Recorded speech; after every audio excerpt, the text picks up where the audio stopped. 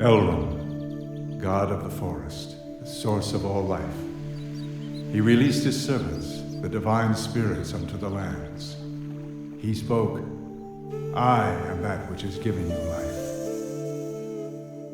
For a time, they brought life and happiness to the forest. Soon, the forest was visited by fate. The divine spirits created a beast in their own image. Elrond warned, "That is the beast of knowledge, and it will someday bring temptation upon you. Thou shalt not associate with it." The divine spirits so promised, and gave birth to the beast of their own image. Such was man's beginning. Time passed, and the forest was again visited by fate. A divine spirit was seduced by a beast of knowledge, and so the promise to Elrond was broken. The spirit lost its divine power, and by the child of man and spirit, it was gained. This new power threatened Elrond, and so was divided into light and darkness.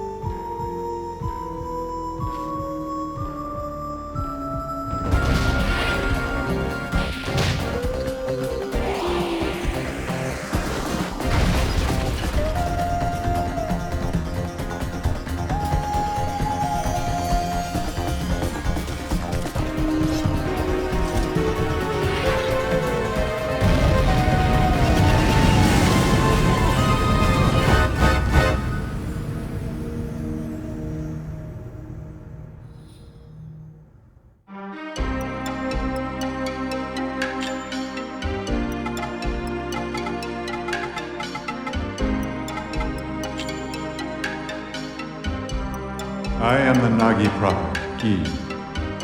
I see the future through the words of God. I feel before me the one who shall lead our accursed nation to repose. That brave stature, it is just as the hunter who is praised in our legends. That hunter shall be known as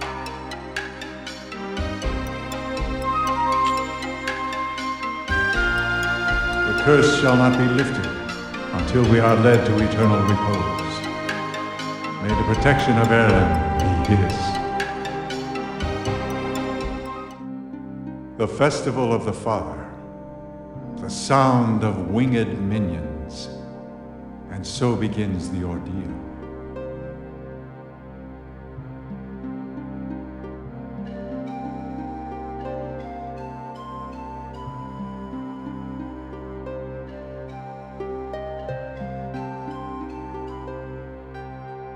The tune of a cocoon master is such an enchanting sound.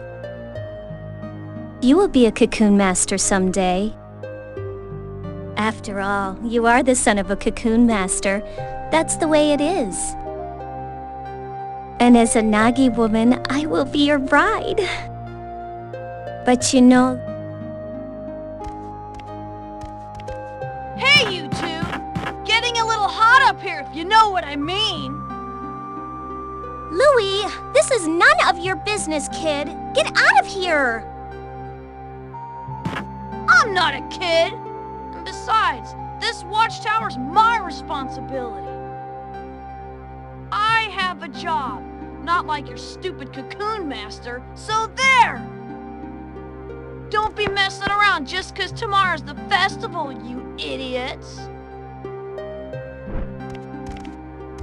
You're all talk, and a buck-toothed idiot, too. Sheesh, I wonder what his problem is. Oh, that's right. Some minstrels are coming to the village square tomorrow. I bet they'll have some great tales to tell. Let's invite Kelmar, too, okay? Well, we better get some rest. See you at the village square tomorrow. Don't forget.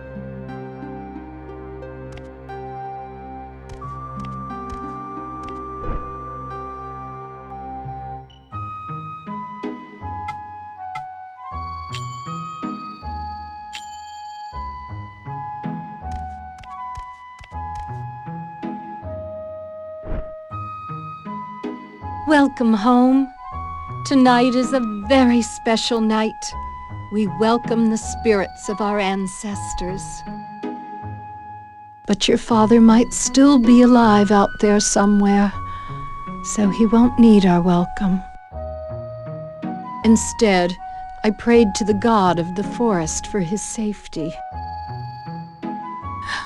I know how forgetful you are.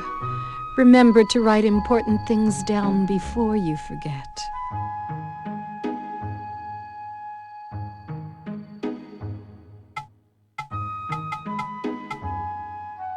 Good idea.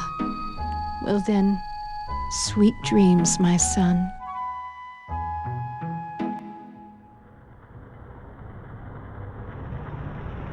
Rick Hess has run away, has he? He's run off, you know. It's all hearsay. It seems as if he was stolen by a Nagi woman, and he ran off. His son is still so young. Too young to become a cocoon master. Run away, will you?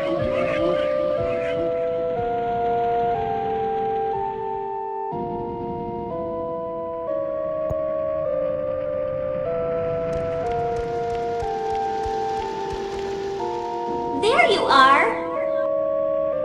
What are you up to? Didn't you say we would go listen to the minstrels? Kalmar is waiting, so I'll go on ahead.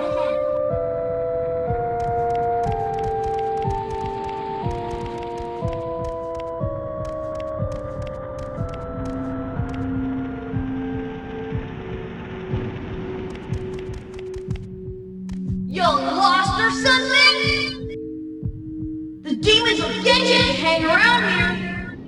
You are so pathetic.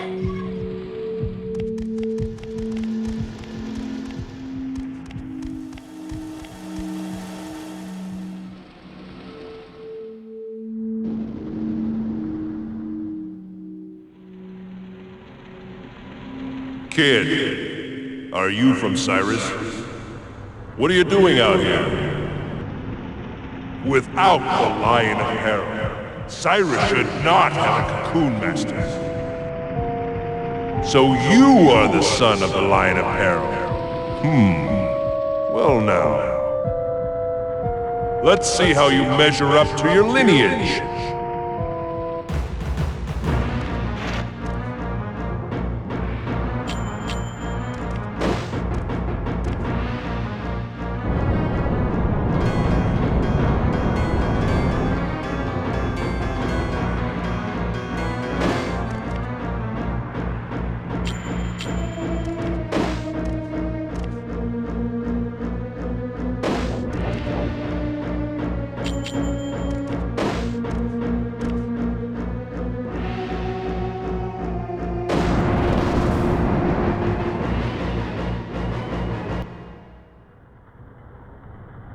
Without the power to summon a magic beast, you are no threat to me.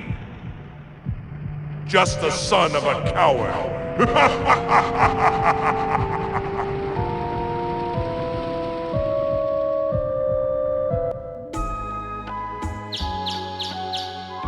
Wake up! You cried out in your sleep last night. Are you all right? Aren't you going to go see Mabu today? Didn't you say that you would? They are all waiting for you.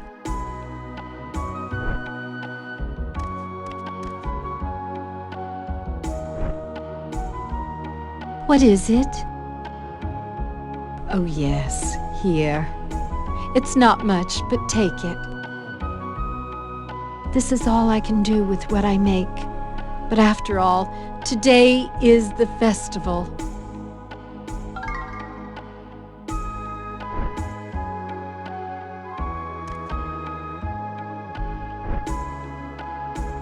If only your father were here today. But you know, no matter what anyone says, he will come back someday. I really believe he will. Well, you best be off now.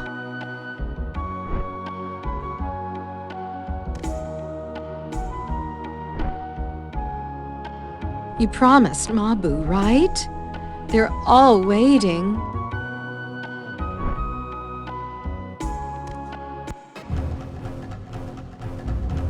Come quick!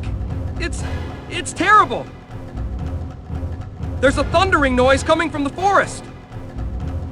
It's gotta be the demons! Oh no! Mabu! She's gone off to the watchtower all by herself! If it really is demons, she could be in danger! Let's go now!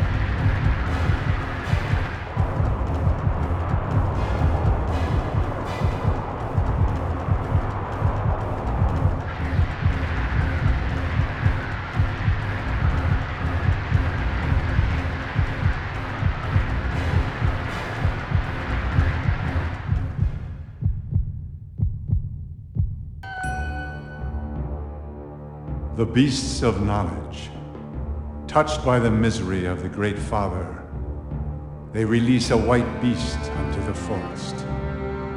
Its howl is the requiem of souls.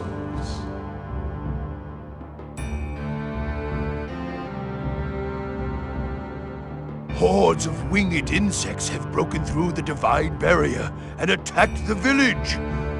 What can this mean? At long last, has Elrom's day of judgment come to Syrus? I do not believe that the divine barrier of Gehenna will hold much longer. We must act. Do you not think so, High Priestess Garai? Destruction is often what comes of the beasts of knowledge. This could be an act of man. The minions of the forest could not have broken through the divine barrier on their own. Whatever the cause may be, once the insects flew off, many of our people fell into a sleep from which they cannot wake. We must do something. I deeply regret to say, those winged insects are the Oni Bubu, the locusts of apocalypse. The dust spread by the Oni Bubu plunges all into sleep, returning them to the earth. I hear the ancient empire of Gehenna Pale was swallowed into the forest by an Oni Bubu attack. It is a pity, but never again shall they wake. A pity, is it? How dare you? The only reason we allowed a wanderer like you to live here is because we believed in the divine magic of the Nagi. But you've let our people fall ill without even trying to help, and still you do nothing. So, your divine magic and spells were all just a hoax. What? You say there is some other way? Such as offering some kind of human sacrifice to pacify the forest? Better to have cut off the source of evil before it came to this, if all it would have taken was a sacrifice. Foolishness. The forest lends no ear to the wishes of man. If you speak the truth, then the evil spirits must be imprisoned, one and all. Both of you, quiet down. Now, Garai, Are you saying there is no way to awaken them? The souls of those fallen to sleep wander the dream world. To retrieve their souls and return them to their bodies, we must... Yes! That's it! The calabash herb! If only we had the legendary herb, might it not cure the sleep sickness? Well now, Garai, are you not well versed in the ways of the forest? Chieftain, what do you say about sending Garai into the forest? What would that accomplish? I would just be swallowed up and never heard from again. Although the herb is said to cure the sleep sickness. Well then, tell us if there is some other way. Or are you just going to sit around and let them all die? You always were a stranger among us. Any further sacrifice will be the end of the village. Tradition states that a cocoon master shall suppress the demons. Since the Lion of Peril is no more, we have little choice. We must send a new cocoon master into the forest. Garai, we must perform the sacred union. We of the Nagi were born to live together with the cocoon masters. Mabu should not object. It is all for the sake of Syrus. We are prepared. So, then it is decided. Summon our new cocoon master, the son of the Line of Peril, and Mabu, maiden of the Nagi tribe. Have them both come to the Hall of Judgment.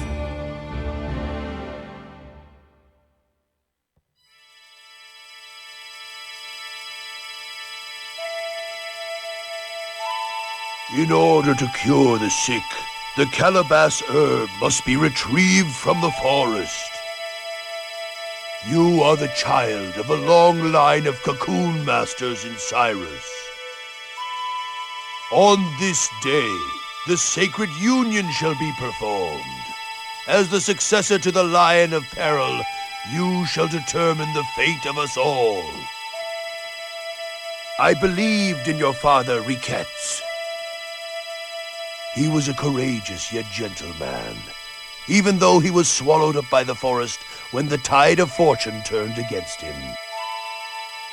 He was certainly not a coward, as the villagers might have called him. Stand tall and work hard. I wish you luck in your father's stead. Oh yes, you must also cherish your wife. A devoted husband is a Nagi woman's only salvation. You will understand someday. May fortune be with you in battle.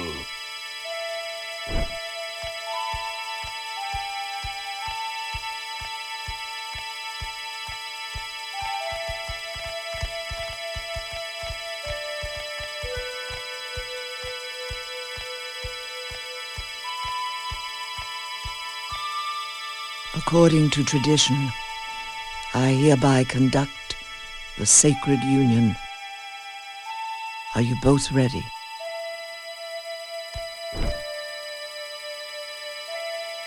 O Elrum, god of the forest. O forest, mother to all.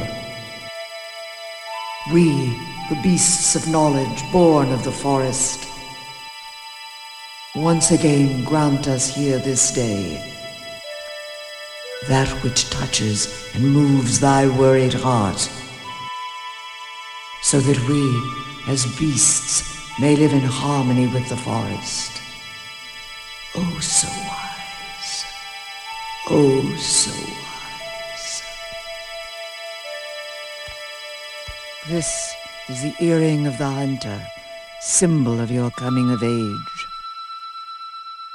As long as you possess it, you may escape death, even when defeated in the forest. It is my farewell gift to he who journeys to the land of ordeal. Now then, listen well, you two. Some people fear cocoon masters and call them impure hunters. Many will be prejudiced towards you. Nevertheless, you must persevere in your lonely struggle. A terrible ordeal also awaits the women of the Nagi. The infections on their bodies are the side effects of the cocoon purification process. These are known as cursed brandings. In the worst case, this can even cause death. Please, care for one another in sickness and in health. Tomorrow your lonely struggle shall begin. Sleep well this night, so that you may be ready to depart come morning. Come to my house. We must prepare what you need for your journey.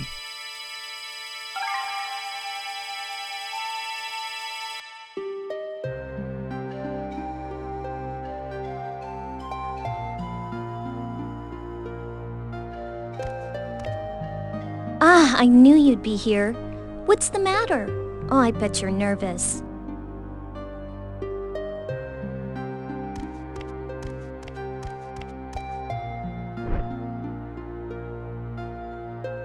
So much happened all at once today. I'm worn out. Adults always have to have it their way. That's why I don't like them. But it's strange, isn't it? Why is it that only Nagi women are able to purify? Mother Garai says it's divine power. But it doesn't seem that the villagers think so. Who's up there? And who's playing that awful flute music in the middle of the night? After what already happened today? Do you want the monsters to attack again or something? Don't you have work to do tomorrow? Go to bed already! What do you want? Oh, you must be scared. Isn't it past your bedtime? Or are you too afraid to go to sleep? I already told you, I'm not a kid! Try not to get eaten alive out there, tough guy! But I guess there's nothing scarier than Mabu. Ah, you are such a brat! You're making me lose my temper, you little twit. Well, we have an early start tomorrow. Better get to bed. And don't oversleep, young cocoon master.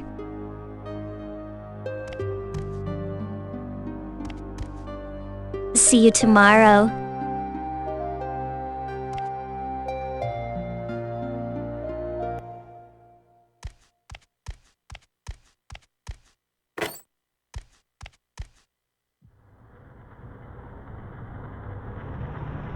Your father was a noble man. Coward! According to tradition, I hereby proclaim your coming of age. Your bright from this day forward, treacherous girl.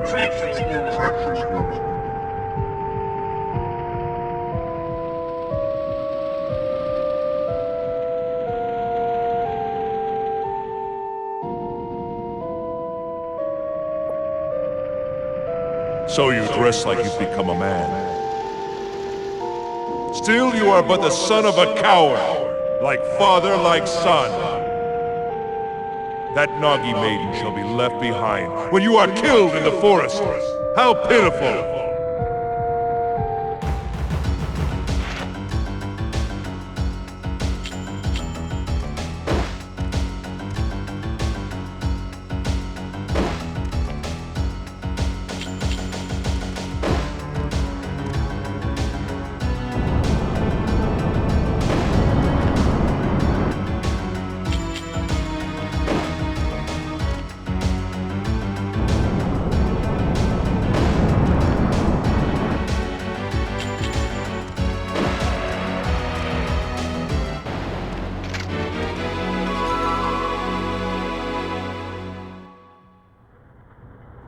Impressive. You are more capable than I expected. But such is not our true power. Do you think you are up to it?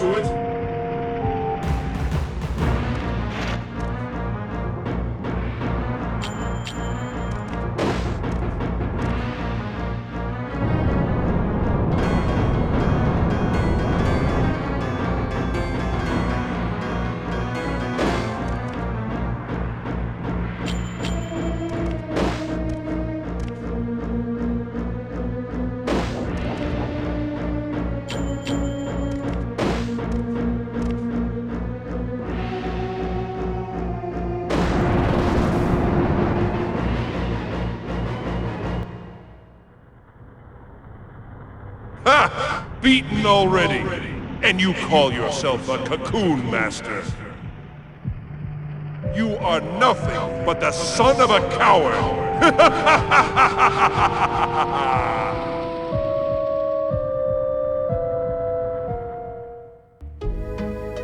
White is the beast of fate. Blue is the beast of righteousness.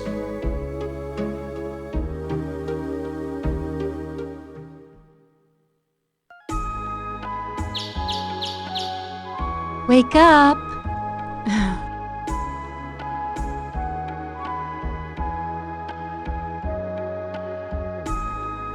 You cried out in your sleep last night. Are you all right? From this day forward, you are the Cocoon Master of Syrus. You must be strong. Now, you had better head over to Mother Garai's house. Mabu is probably waiting for you there, too.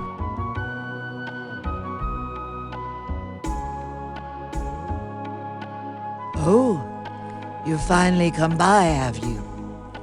I have something I want to give you right away. Have a seat right here.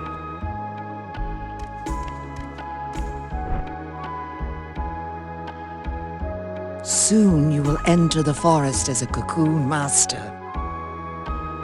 At the forest entrance, there are 4 gates through the Divine Barrier. To pass through them, you must have the right key. One of them is here in Syrus. It is the key to the Beetle Gate. Louis the Watchtower Guard has it. Once you get the key from Louis, you must go deep into the Beetle Forest. Another Cocoon Master lives there. People call him the Blue Cocoon Master. His name is Chorus, and he is a very capable man. Finding the Calibus herb is important, but first you must learn to fend for yourself. No doubt there is much you can learn from him, for he too is a Cocoon Master. In the meantime, I have gathered what you will need for your journey. If you need something else, you should go to the town shop. Wounds can only be healed by mugwort herbs. Make sure you have enough.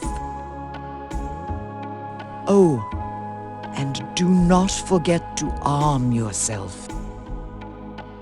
When your empty cocoons run out, you can get more from Mabu. Oh yes, I almost forgot something very important. This is the Flute of Capture. The sound of this flute serves both to imprison and summon minions. Your father, Riquettes, entrusted it to me. A fateful meeting it was. But perhaps some other time I will tell you all about it.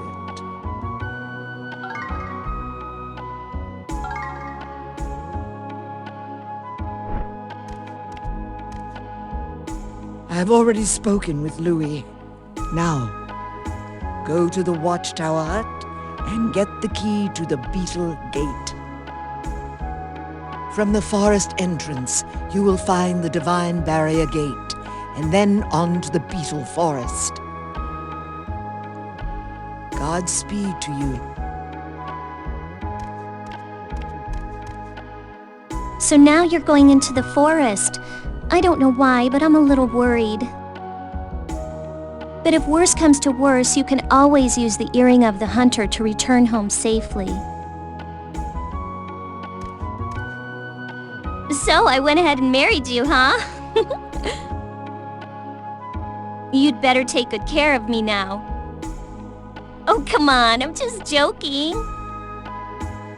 It feels strange, doesn't it? I guess things are gonna get serious real soon, huh? Be careful out there.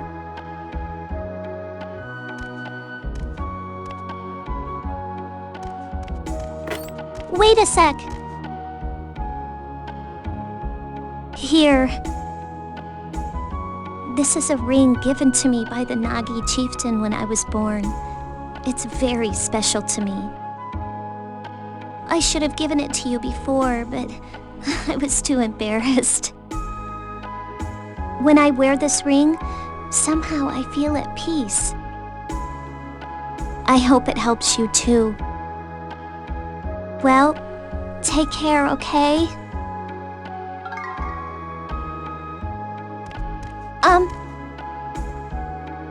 Oh, it's really nothing, but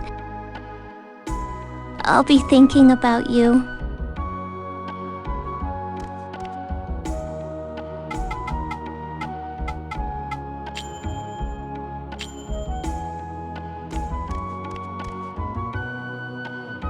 I heard what Mother Garai said, but I don't like any of it.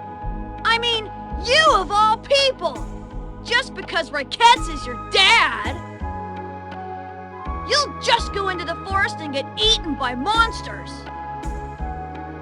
Is your flute really that powerful? That's so lame! Ha! I'll go get the calabash myself. Just wait right here. No can do, little guy.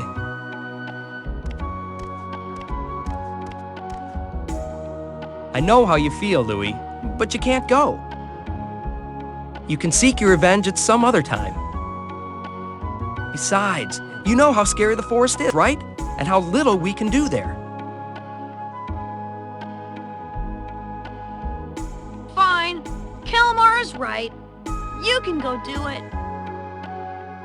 Here's the beetle key. The chief gave it to me to look after. With it lies the fate of the village. Use it to enter the Beetle Gate. The cottage of Master Chorus is deep inside the forest. He's a powerful cocoon master, and he might know something about that herb.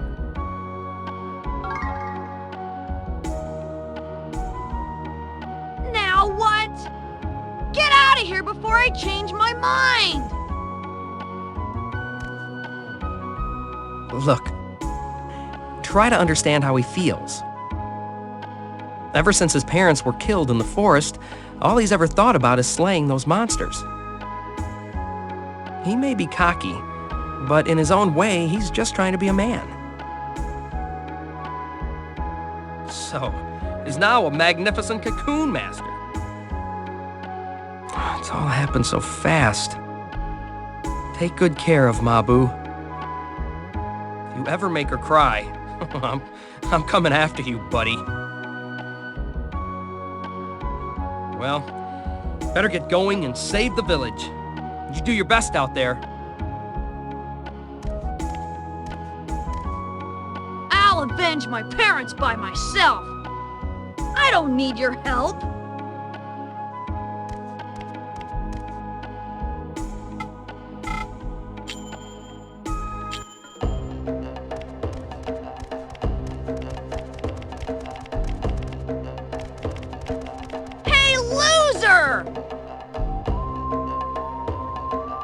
Kemuel was worried, so he asked me to show you the way.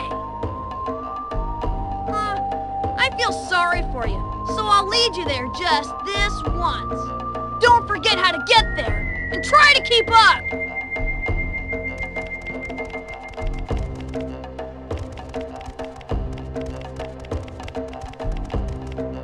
Okay, this is the Divine Barrier. Use the Beetle Key to open the Beetle Gate! Duh! The Beetle Gate is the one to the far right. From there on out, it's all up to you!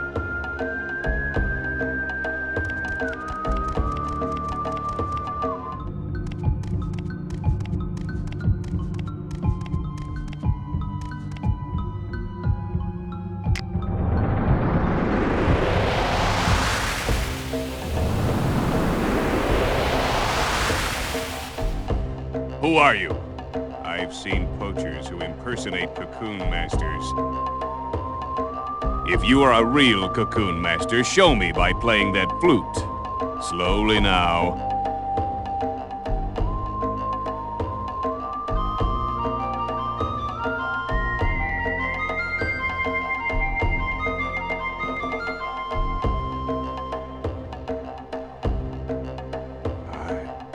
I know that tune. Are you the son of Riquettes, the Cocoon Master of Syrus? If the son of Riquettes has been sent into the forest, the village must be in danger. Tell me what has happened in Syrus. I see. So the Onibubu have reached Syrus as well. And you came to search for the calabash herb, huh? But you're flute playing. You don't know anything yet, do you? Your father would never forgive me if I just let you go into the forest to die. I am Chorus, the Blue Cocoon Master. On behalf of my comrade Riquettes, I shall initiate you to the arts of the Cocoon Masters.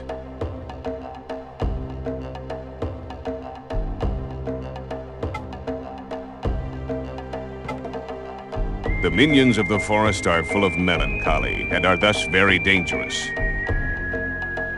It is our task to capture them, but first, they must be weakened. It is for this purpose only that you would attack with a weapon. Let's have you learn the basics by actually fighting a minion.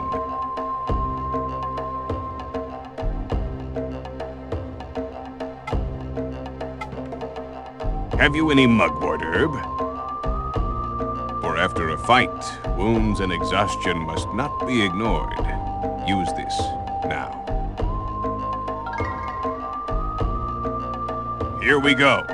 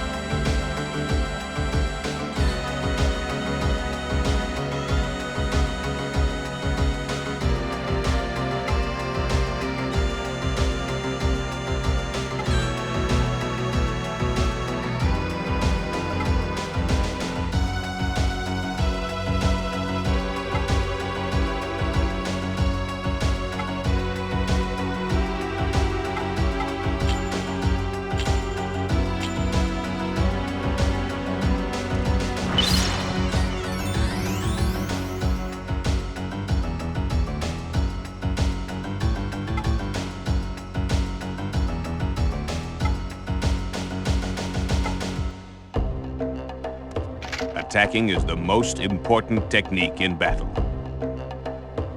Continue to battle while restoring your strength as long as you still have mugwort herbs. However, if you run out of mugwort and your health is running low, then it is better to retreat than defend. These are the basic rules of combat. But remember, the mission of the Cocoon Master is not to kill, but to soothe souls. No matter how furious or violent a minion may be, you must not kill. Killing will bring you nothing. Good job. Take this as a symbol of your hard work.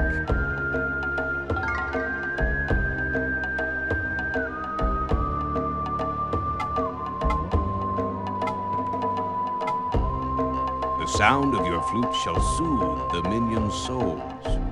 Trapping them in empty cocoons is known as capturing. Let's have you learn the basics by fighting a minion.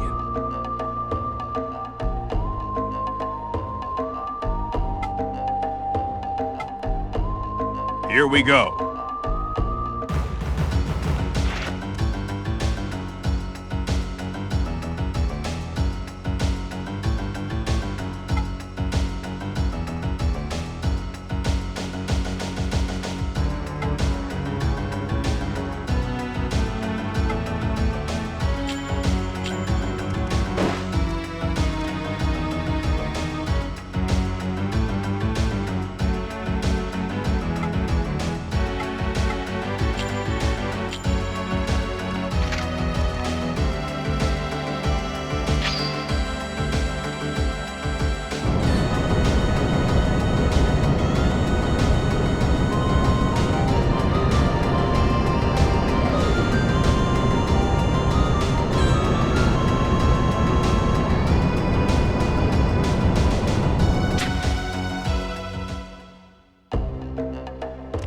Well, that's it, more or less.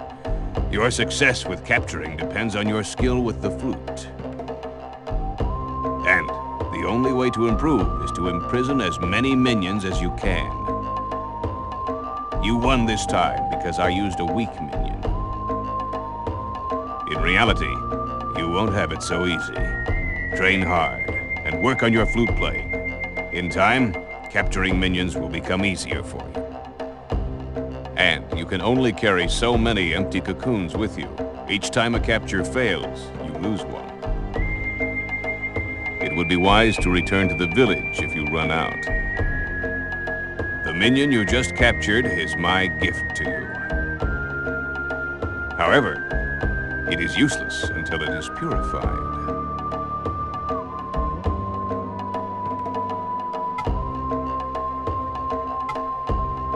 Simply trapping a minion in a cocoon will not soothe its spirit. It requires purification. If you are a cocoon master, you must have taken a Nagi woman as your bride in the sacred union. Have your wife purify a firefly cocoon. It will then become a white cocoon. Once it becomes a white cocoon, you can summon the minion into battle.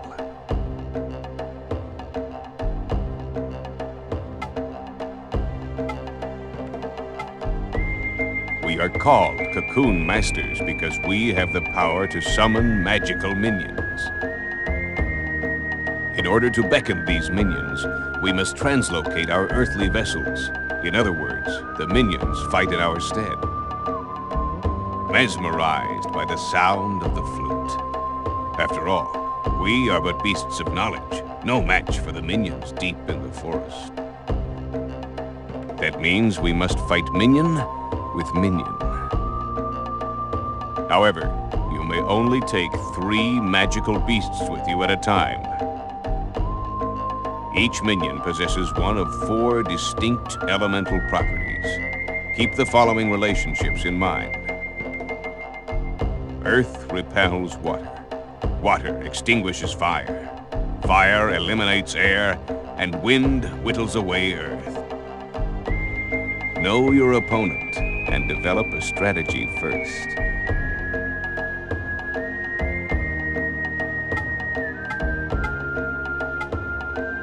Magic beasts gain strength through victory in battle.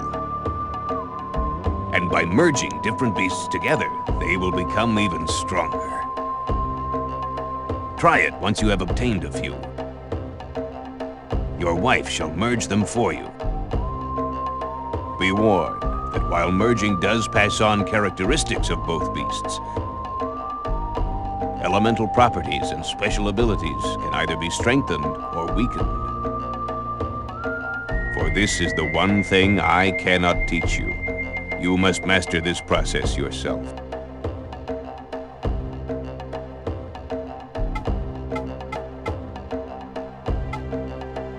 Very well.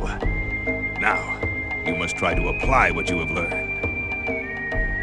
My cottage is deep inside this forest. If you arrive there safely, you shall receive my approval.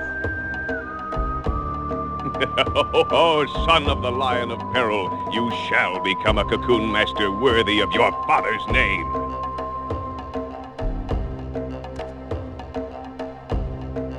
You seem hesitant. Well, I understand. But you must complete the test on your own.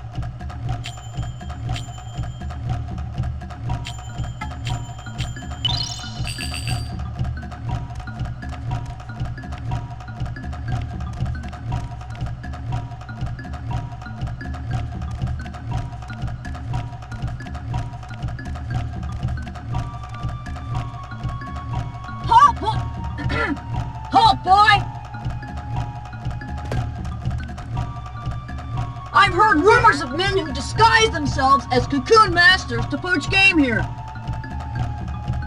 You may be one of them.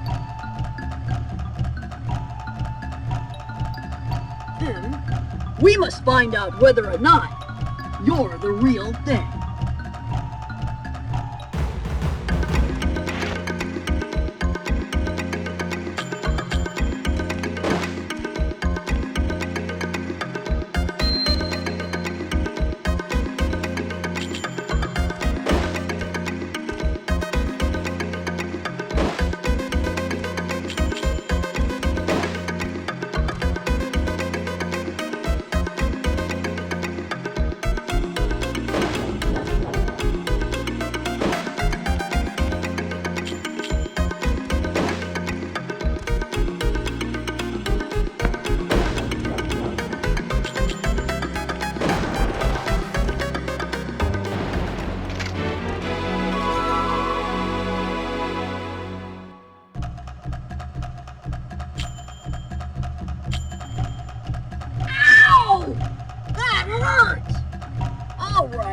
That's all for now. Master Chorus's cottage lies ahead. Go on! Get out of here! Next time I won't go so easy on you!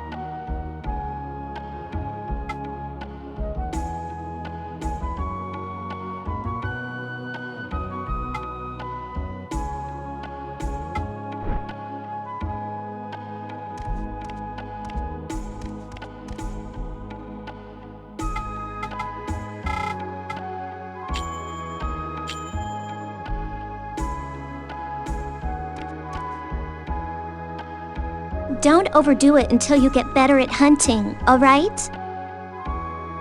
Try talking with Mother Garai if there's something you don't understand. But I'd watch out. Her stories can be long and boring. But don't tell her I said that.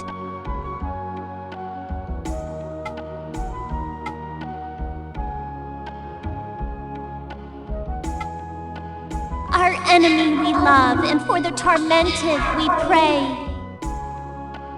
Grant us, the beasts of knowledge, the power to touch the spirit.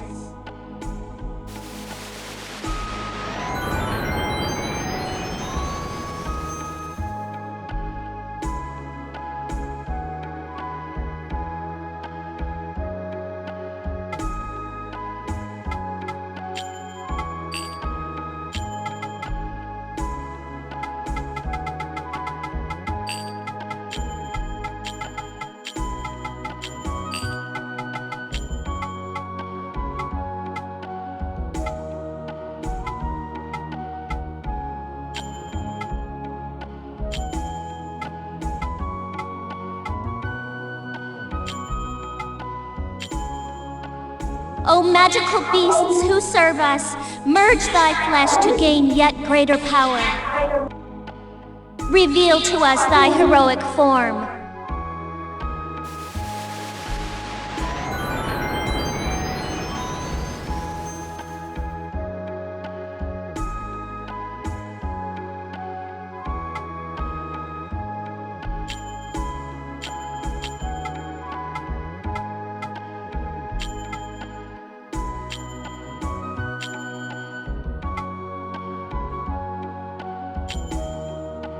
O magical...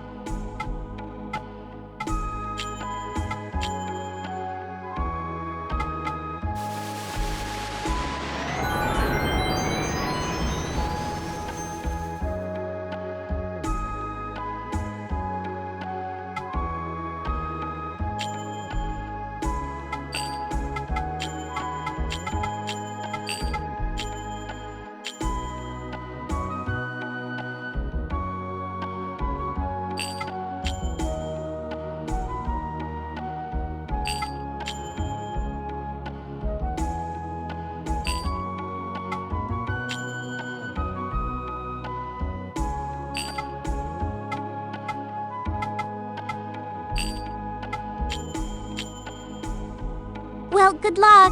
I'll always be here if you need anything.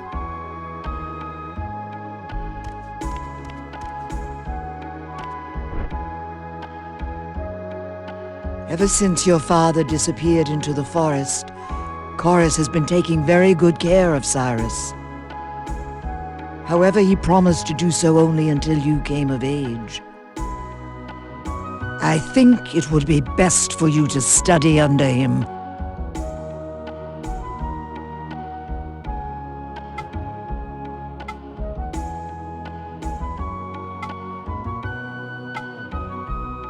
Empty cocoons are normal silkworm cocoons.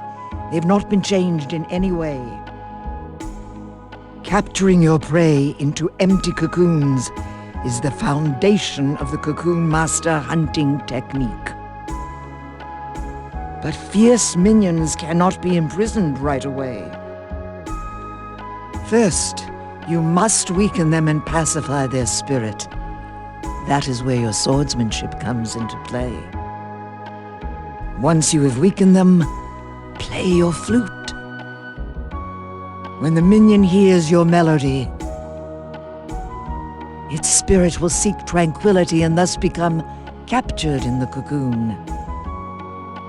Cocoons that contain an imprisoned minion are known as firefly cocoons.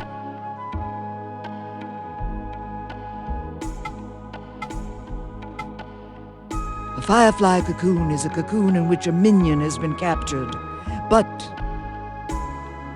do not be deceived by its beautiful glow. It has only been captured, not tamed. Its curse has by no means been removed. In this state, you cannot summon the minion within nor spin it into silk. If a villager tries to spin a firefly into silk, they shall be doomed to die by its curse. Removing the curse requires purification by the divine magic of my people, the Nagi.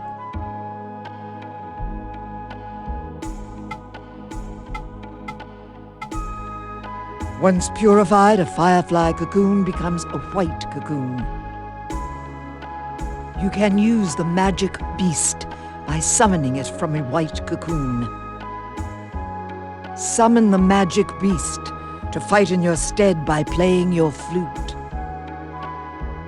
The power of a summoned beast shall far exceed your swordsmanship.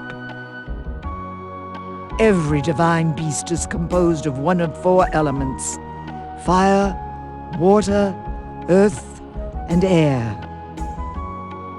The true Cocoon Master has a good command of these elements. Also remember that white cocoons can also be spun into fine silk thread.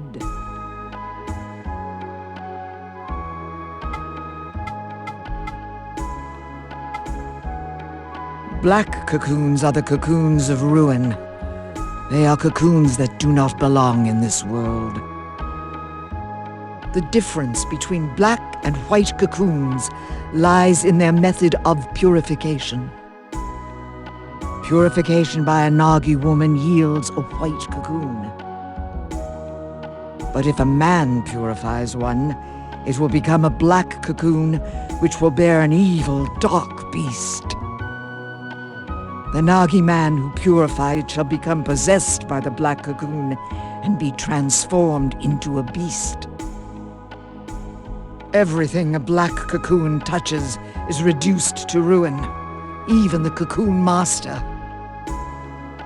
The black cocoon is the ruin of people's hearts. You must never give in to their dark powers.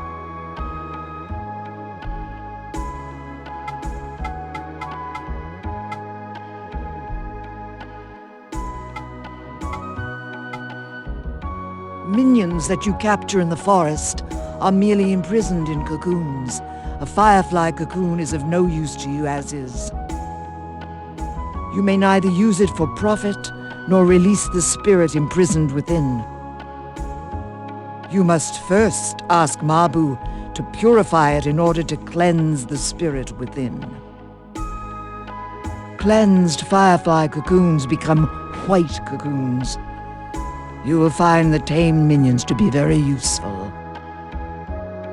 Purification is the work of a Nagi woman who has wed a cocoon master. Releasing the spirits is not your work alone. It is to be done by both of you.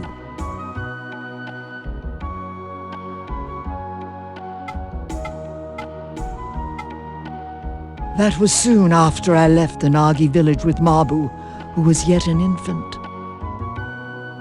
I came across a wounded man laying collapsed on the ground. He was a cocoon master. He was gravely wounded, but my treatment revived him. The man thanked me and produced a flute from his pocket. He said that he wished me to deliver it to his son in Syrus. Then he disappeared into the depths of the forest, just like that. That man was your father, Riquettes, also known as the Lion of Peril. And so it was our fate to settle down and live here in Syrus. Perhaps this too was the will of Elrum, god of the forest.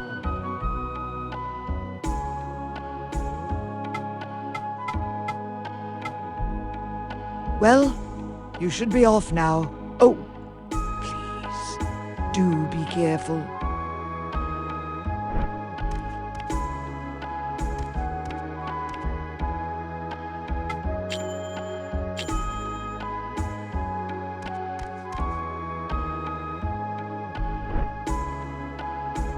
Are you doing all right? Being a cocoon master is tough, but you keep at it. I can teach you many things in place of your father.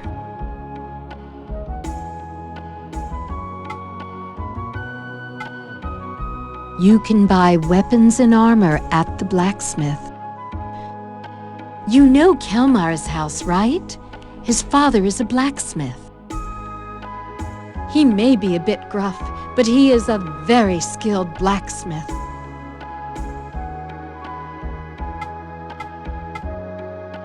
If you are wounded in the forest, continuing the hunt is very dangerous. There are many different types of items which can help you at such times.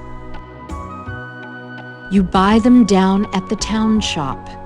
Make sure you get plenty of everything you need there.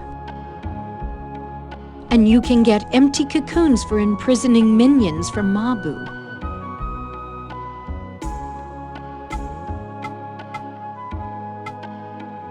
You cannot buy weapons and supplies without money.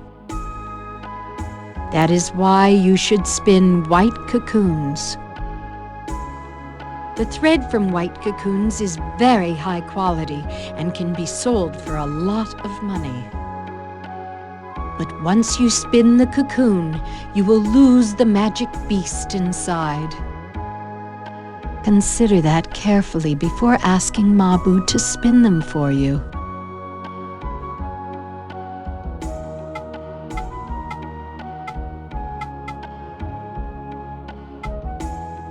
Although the forest beasts attack us villagers and sometimes seem quite treacherous, they are really just agents of Elrum, the god of the forest.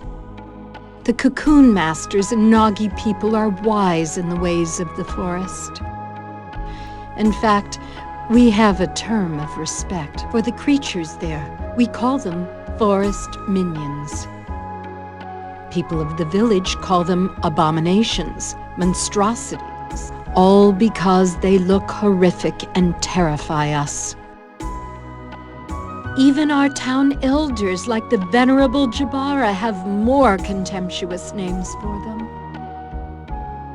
But they all refer to the same thing. They say, pure words beget a clean heart. You should mind your language too, my son.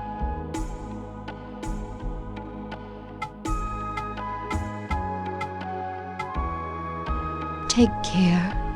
I will always be praying for you.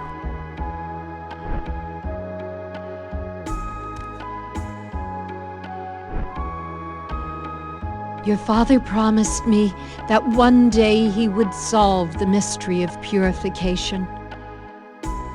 He was the first person to be kind to me, a Nagi woman.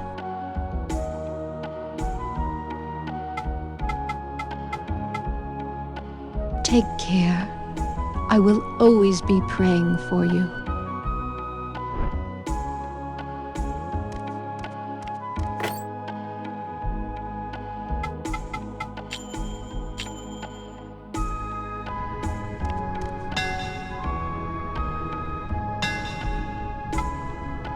Huh? What is it? If you're looking for Kelmar, he's not here. This is just great. Where could he be running off to now? Come back some other time if it's a strong weapon you want. It's been so long since I made a weapon for a Cocoon Master. But even if you had one, would you know how to use it?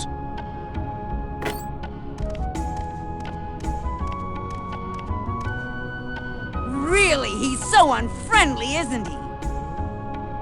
I'm sorry, his hands are skilled, but his tongue is not.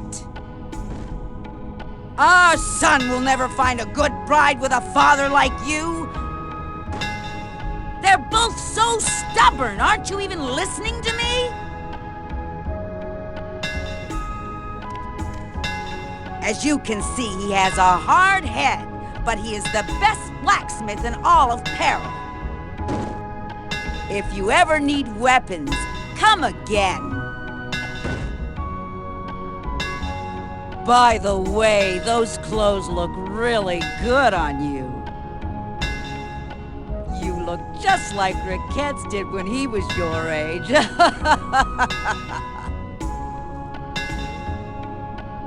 You're so different from our good-for-nothing son. It drives me crazy. Both my husband and son are so narrow-minded.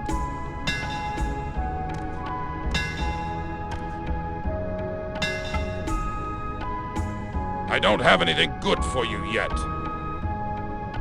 But you can buy what I've already made.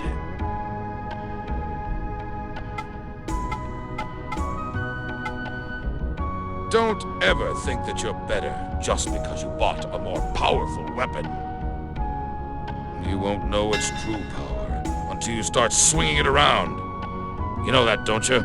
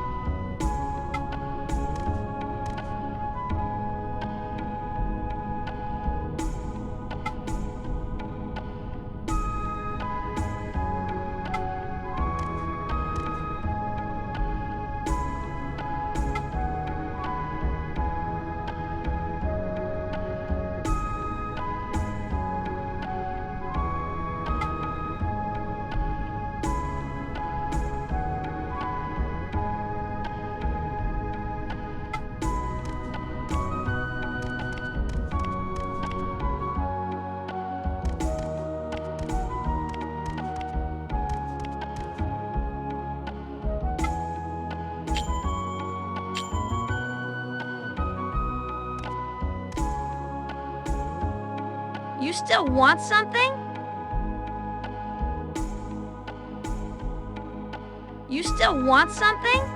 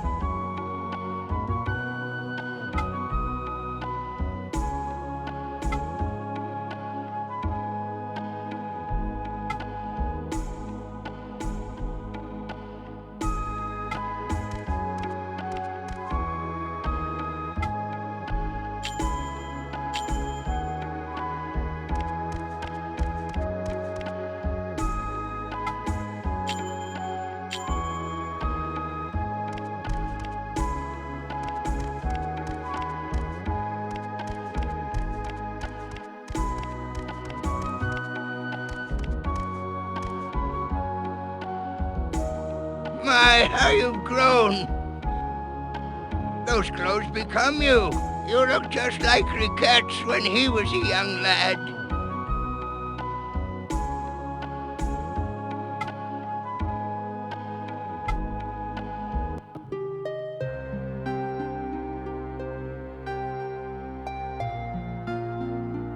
This is a tale of the kingdom of Gehenna Pali that stretched across these lands long ago.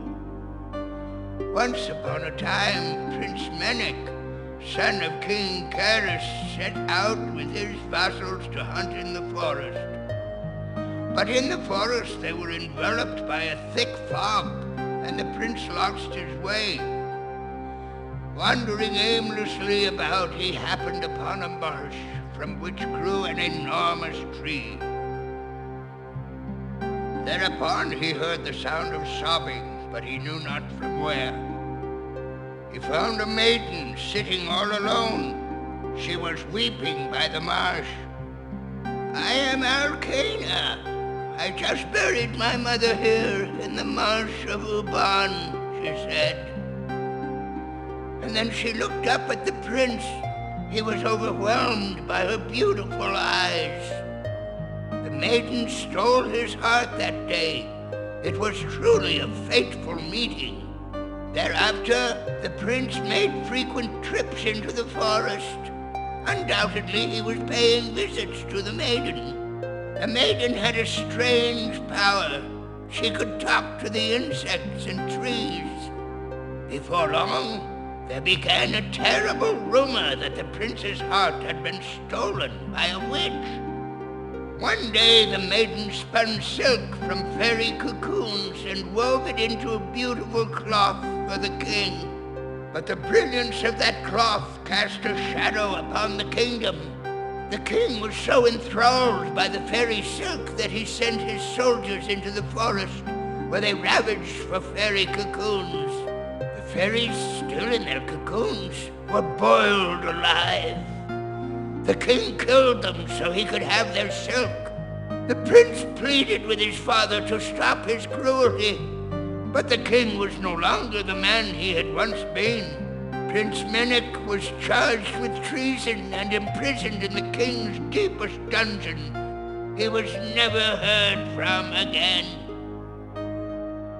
When the maiden learned of the prince's death, she cursed her fate and lamented the foolishness of man. She then cast herself away into the marsh where her mother lay.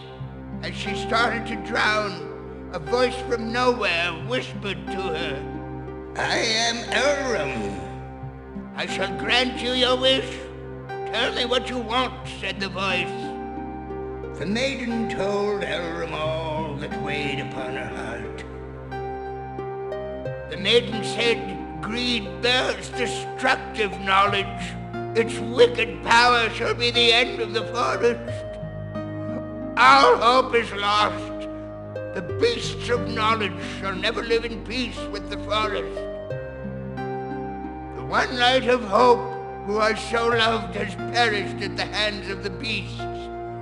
I now go to where my love Menek awaits. Thereupon Elrum spoke again. So you claim that your true love was torn asunder by the greed and hatred of the beasts of knowledge?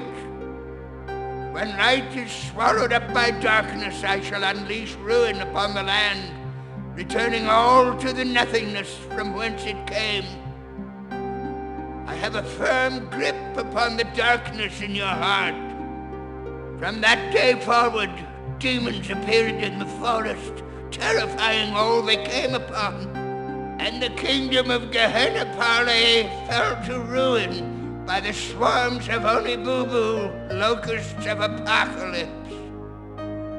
The demons that haunt the forest now are the beasts, spawned by the greed in man's heart.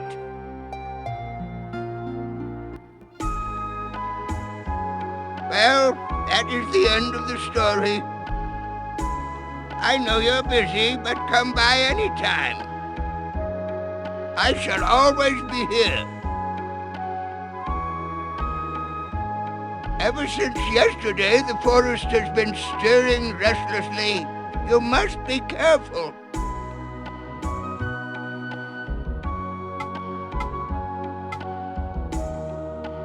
Do not go seeking an early death. You are our last hope.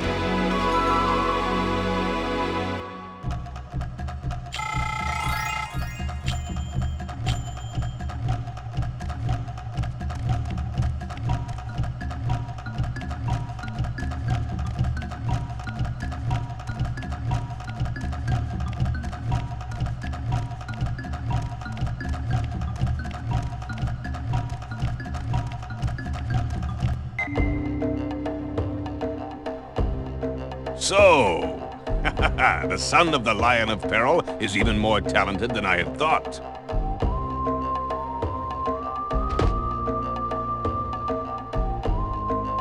I looked up the calabash herb in my books, but in the end, I found nothing.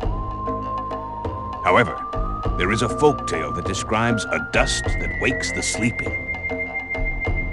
It is the story of a wondrous powder kept by a half-bird, half-man named Kikinok, who lives in the Dragonfly Forest. Perhaps that powder is brewed from the calabash leaves. This is only a guess, and it's all I could find, but I think it is worth looking into. Here is the key to the Dragonfly Gate. You should have it.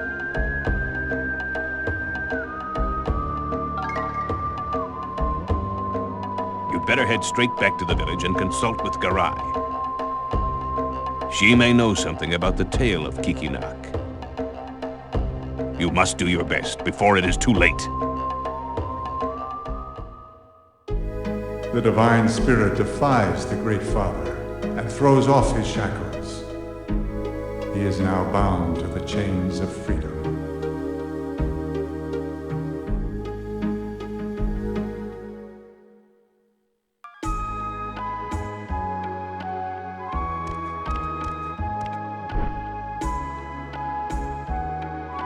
So, even Chorus does not know. But I do remember hearing the tale of the Birdman. There is a similar story of divine spirits in Nagi legend as well.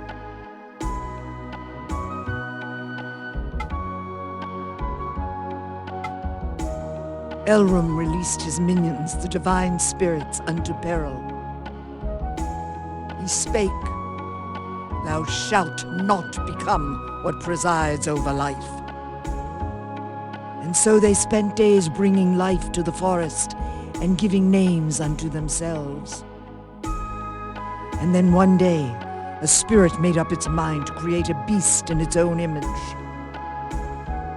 Elrum warned, "That creature is the beast of knowledge, and it will someday bring temptation upon you. Thou shalt not associate with it."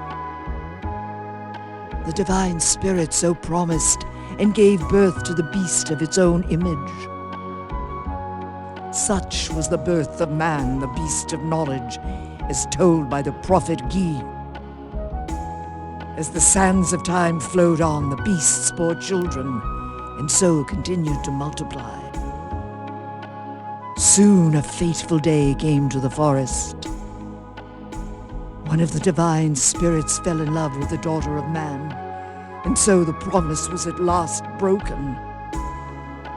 Elrum punished the divine spirit for its sin by transforming it into a beast. Descendants of that divine spirit dwell still in the forest, and sometimes they reveal themselves to us. The birdman, Kikinok, as mentioned in the folk tales of peril, might be referring to this spirit.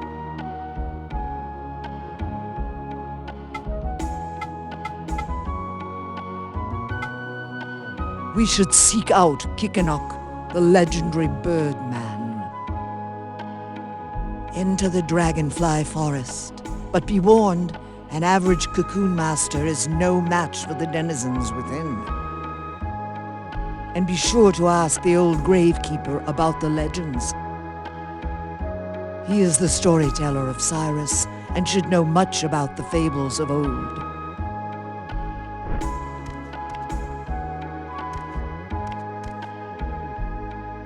Doing divine magic is very tiring. Ugh. After performing a purification, I feel so sluggish.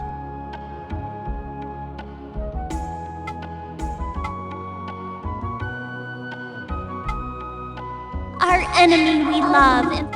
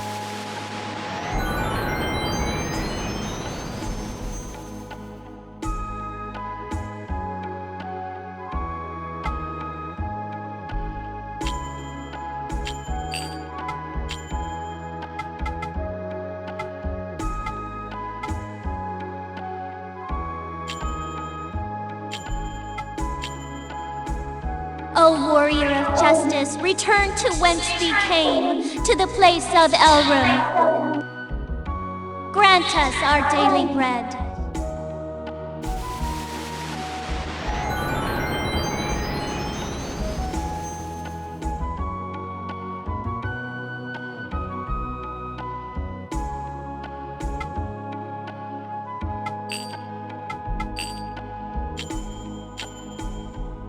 Well, good luck. I'll be here waiting.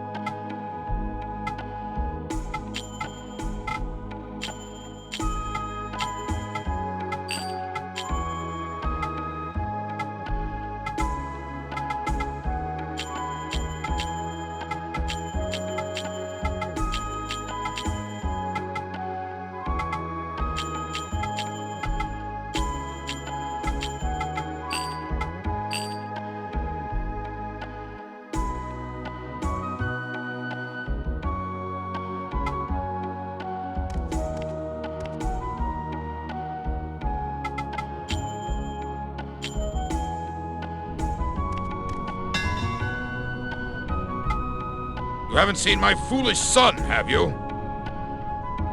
I bet he's out playing pranks with that no-good Watchtower kid again. Tell him his old man said to stop playing in the forest and to come home and do his chores.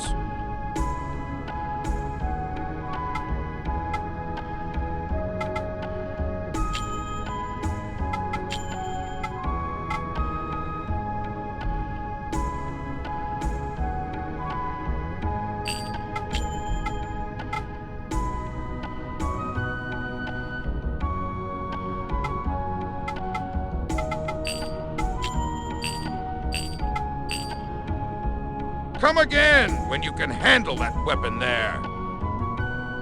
I got it prepared too, you know.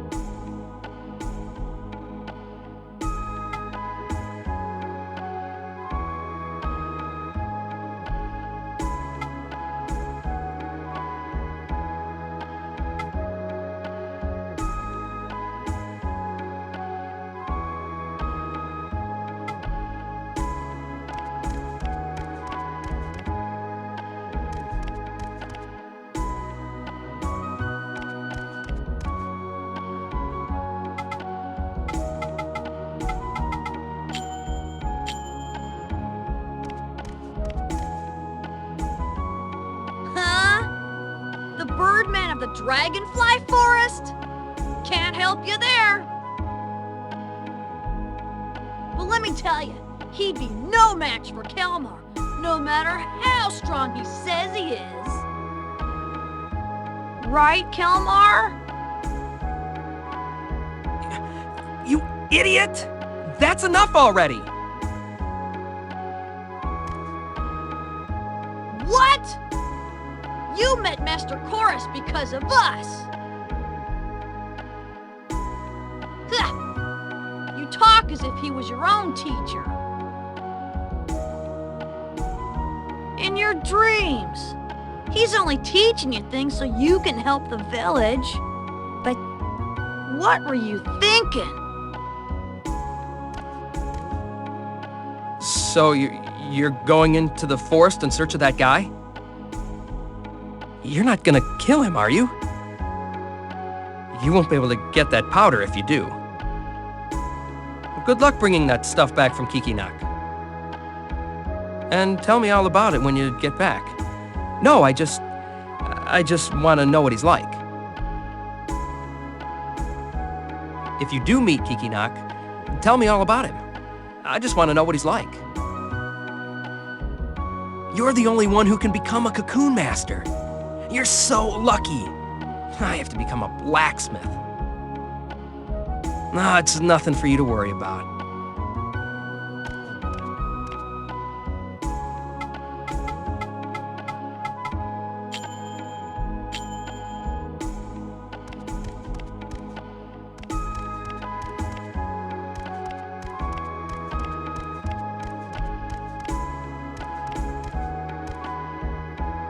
You know, I quite like it here.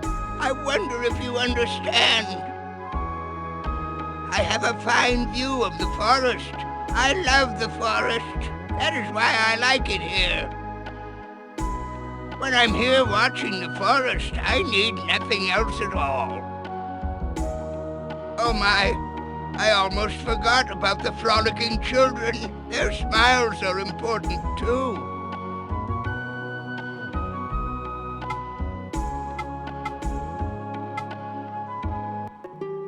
Once upon a time, in a faraway village, there lived a woodcutter who always boasted of his strength. It is said that the woodcutter wanted to test his own strength by felling the tallest tree in the forest. He hastily ventured deep into the forest in search. Meanwhile, the forest told the great tree of the woodcutter. The great tree sighed deeply, lamenting his foolishness, and he continued to sigh. And before long, the breath of the great tree became a thick and heavy fog which shrouded the forest. The woodcutter soon lost his way. He grew so tired wandering about that he soon took a short rest. Just then, sweet-smelling fluffs began to float down from above. All who would smell their sweet scent would fall fast asleep. The woodcutter couldn't help but to fall in a deep slumber, and there he lay, snoring great snores in the middle of the forest. For 3 days he slept. On the morning of the 4th day, a birdman flew down to where he lay. He spoke to him. "I'm the strongest, you always say. One fight with me, if you may." But the woodcutter remained fast asleep. "You can try to sleep if you must, but I shall wake you with my dust." As he spoke those words, the birdman sprinkled a glistening white powder upon the woodcutter. With that, the woodcutter sneezed a great sneeze and jumped to his feet. The surprised woodcutter shouted, "Who on earth are you? I warn you, I am incredibly strong, and I will battle right now."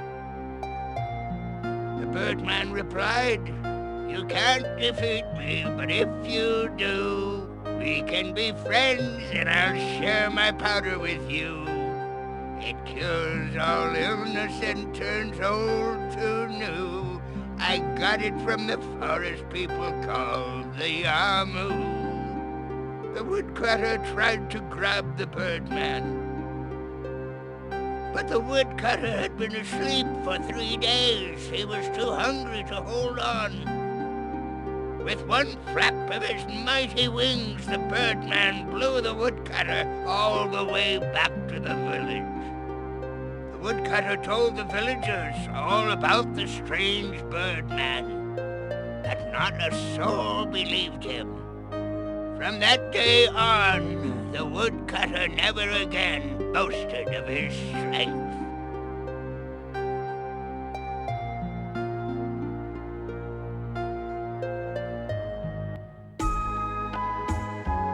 Understand?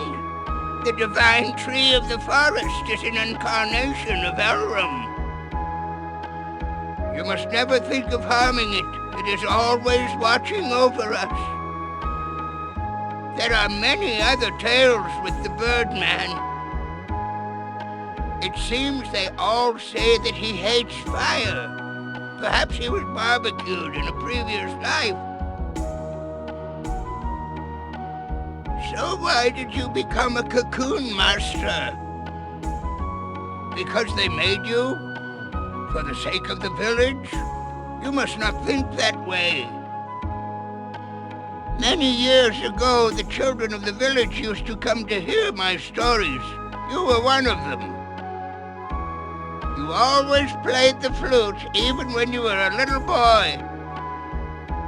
Even the rowdiest children would calm down when you started playing. And now, do you still like the flute? If so, then be strong and gentle like the flute.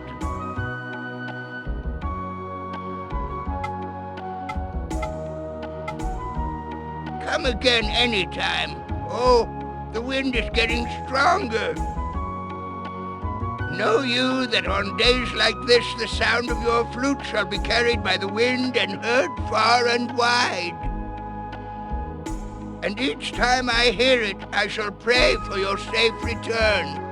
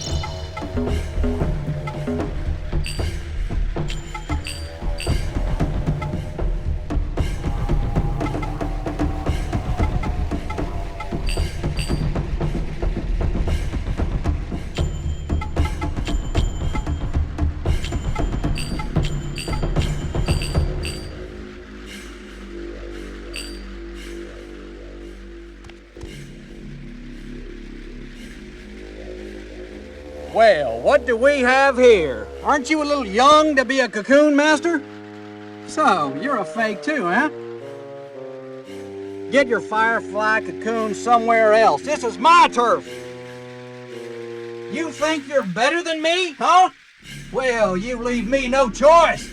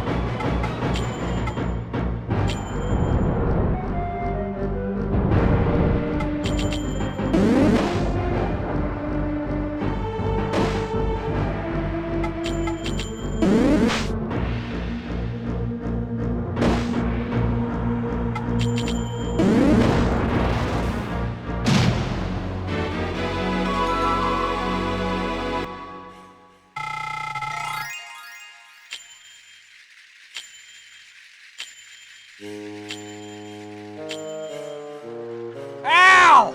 I'll get you for that!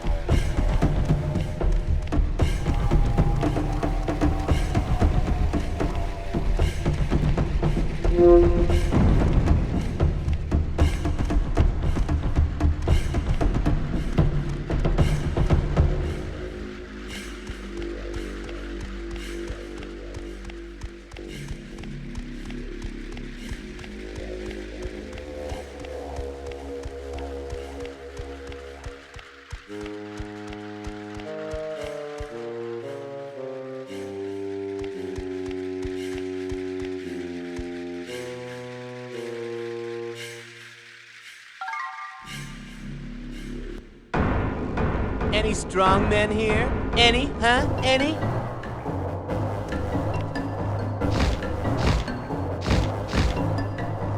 Hey, you there! What are you doing? That's mine. Oh, you have some nerve. But you can't use that. Isn't that just too bad? Come on, just give it back now. Whew. Well then, I'll be off.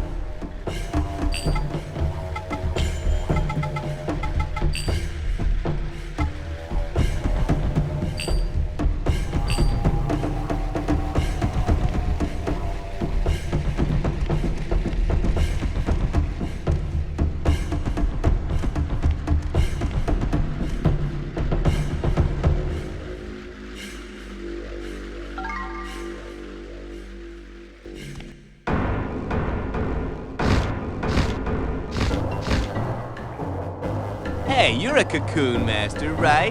What do you say to a quick little duel? What? You're no fun. Don't you know who I am? Ha! I can't believe it! I am the strongest, most handsome guy in the forest. I go by many names, such as Birdman. After all, I am the legendary man of the Dragonfly Forest. It's hard being so famous. Call me Kikinak. Of course, that's only if you can defeat me. Well, that's all for introductions. Here we go.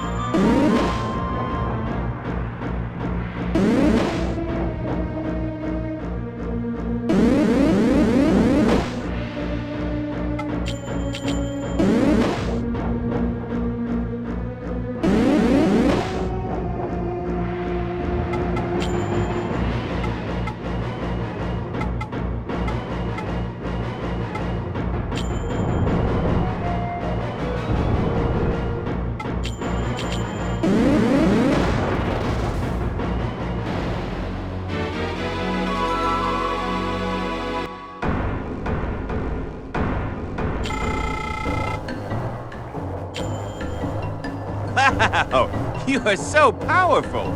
I've heard the rumors, but Cocoon Masters really are powerful. So, you're from Syrus, huh? Well, now I've met two. If there's anything I can do for you, just ask me. From now on, we're friends.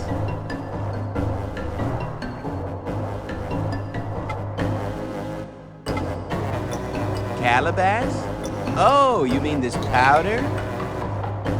My friend Yamu from the Spider Forest gave it to me. The only thing you'll find here in the Dragonfly Forest is sleep spores. If you want some calabash, why not go talk to Yamu? Yamu and his family are very fond of rare and unusual things. So if you give them something valuable, just maybe... But I warn you, they're very greedy and won't share with you so easy. Oh yes, you can have this too. Without it, you can't get inside.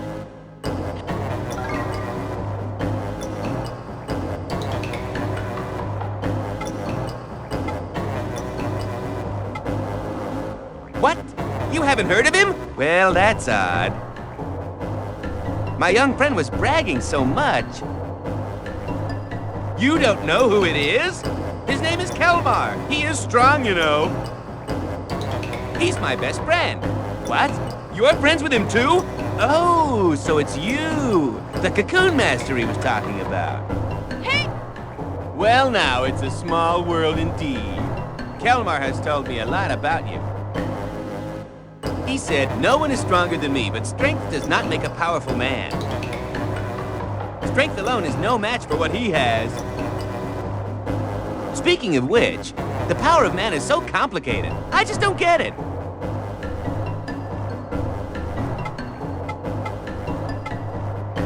Leaving already?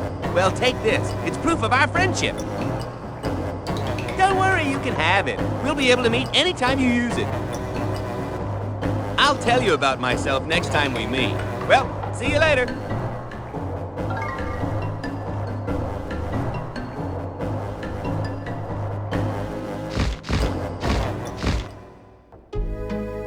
The unforgiven, the greedy, and at times like a child.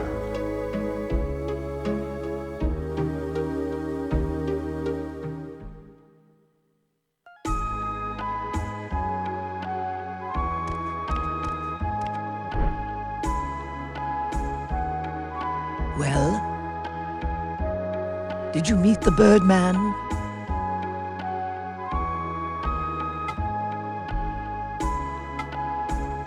So, this powder is ground from the leaves of the calabash. We must go report this to the chieftain at once. Although this confirms the existence of the calabash, this is not enough to save the entire village. You have no choice but believe what the Birdman said and venture into the Spider Forest.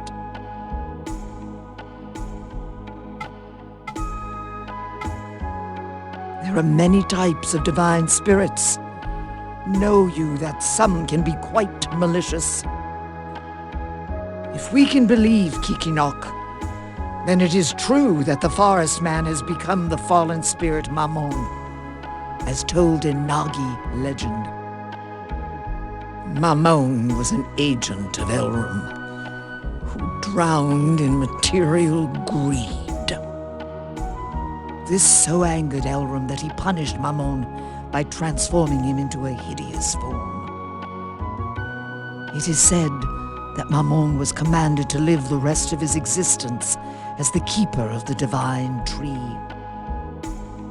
If Kikinok is the divine spirit Amos, who indulged in lust, then Yamu, the Forest Man, must be the divine spirit Mamon, who indulged in greed.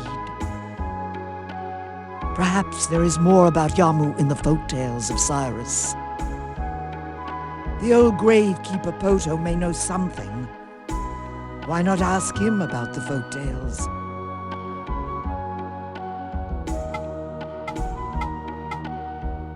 You must go to the Spider Forest and find Yamu, the Forest Man. Much treachery lies ahead in the Spider Forest. Tread carefully.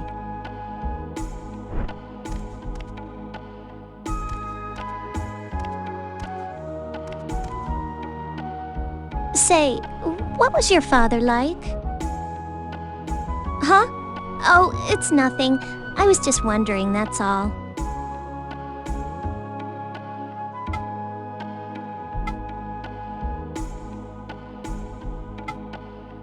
Our enemy we love, grant us the...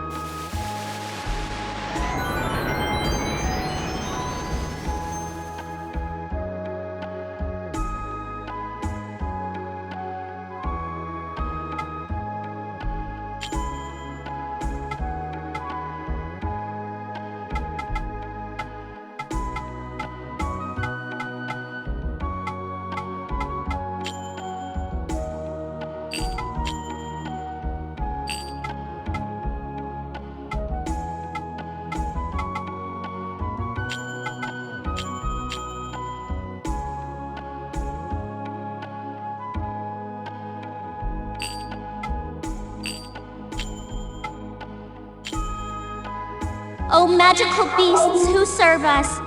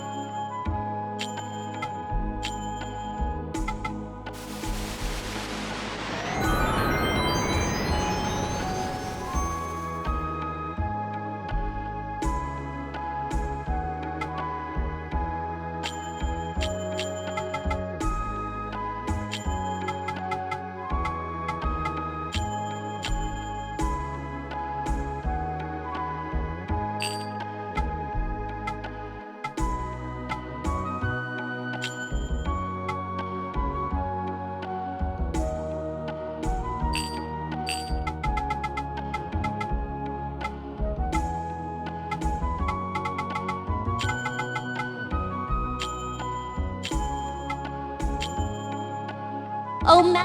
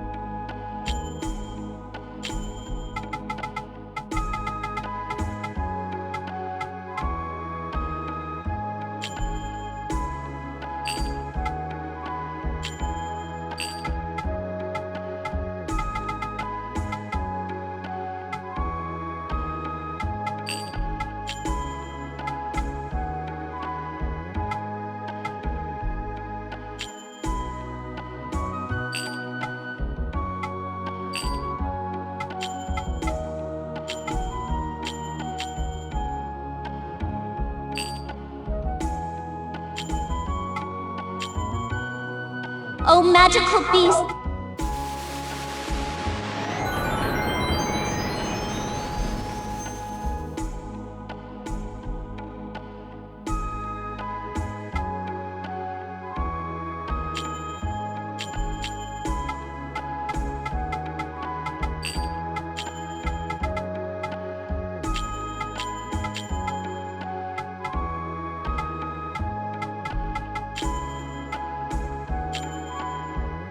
O warrior of justice, return to whence thee came. Grant us our daily bread.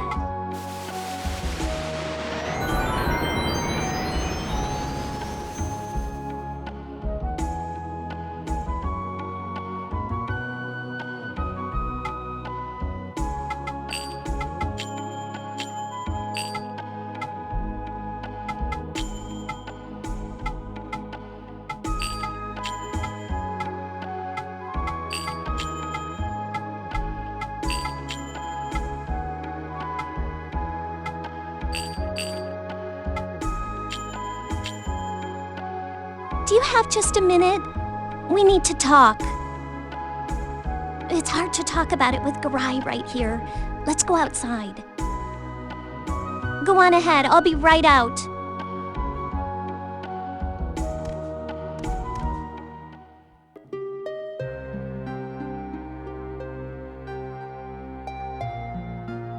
I'm sorry for asking you to come out of your way. It's just that it's hard to talk about things with Mother Garai around. We used to be able to talk about everything. It's strange, isn't it?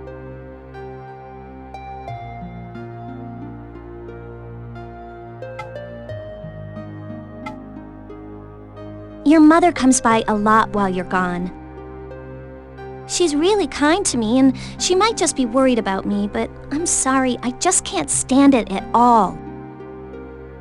Mother Garai may understand how she feels, but I sure don't. Purification is nothing but pain. Didn't your mother do it all because she loved your father? And then he just got up and left her because he couldn't stand to watch her suffer? How cruel! But why, even after all of that, does she still love him? Are all women like that? I can't say this in front of Mother Garai, but I really don't agree with that at all. I'm sorry if this upsets you, but I just couldn't live the way she does. No matter what happens, don't worry about me. Do your duty as our Cocoon Master. Just don't run off like your father.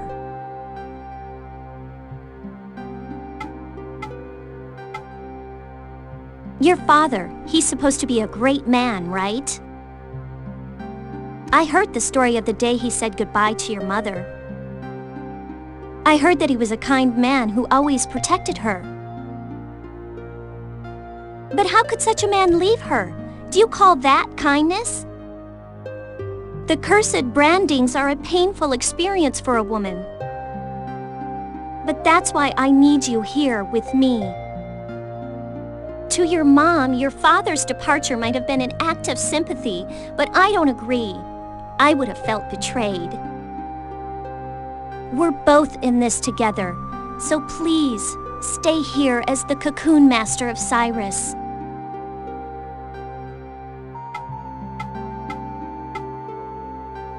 Me? Well, you know I really like you a lot.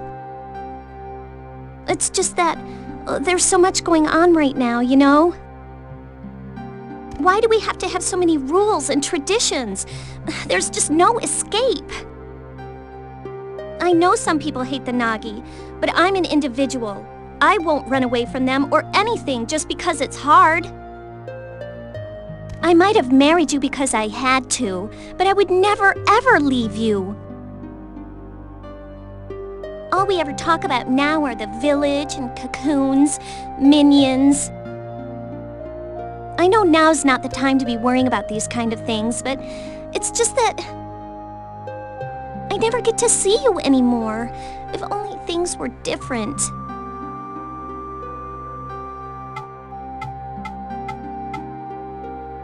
I'm sorry. I don't even know what I'm trying to say. But I feel a little better now getting it off my chest. Thank you. Oh, I almost forgot. Take this. You'll probably need it.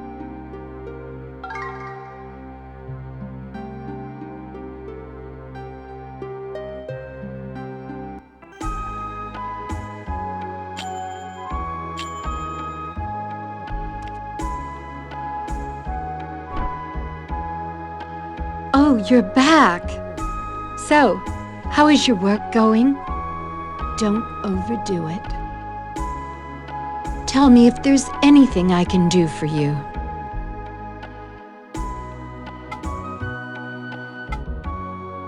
I was concerned about Mabu, so I've been talking with her while you were away. We talk about things like the Nagi, life, your father and me. But maybe I am just bothering her. She probably doesn't need both Garai and her mother-in-law looking over her shoulder all day long.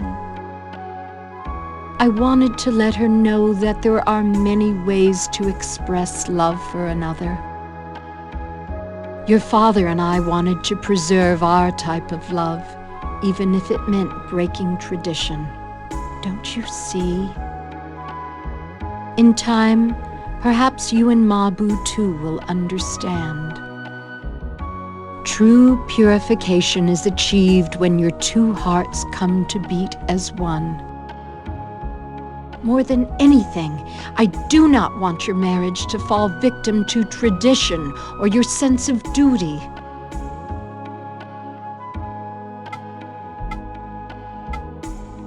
I have never told you about my last day with your father, have I? On that final evening, your father said to me, "No matter how long I uphold tradition as Cocoon Master and cure much evil in the world, I believe that true purification must also cure the one I love. If Elram is the true God, then the answer must lie in the forest. Once there, I shall unlock the key to true purification and will then return to your side." As a Nagi, I was raised to believe that I would never have a choice in life. I accepted my fate, no matter how awful it would be. But upon hearing your father's words, a sense of peace settled upon me, the likes of which I had never felt before. Right then, I felt liberated from fate and tradition. For the first time in our lives, we are doing something for just ourselves. I will never perform another purification without your father by my side. I have decided to wait for him. Perhaps you and Mabu will one day find true purification. Live for each other, not for anyone else.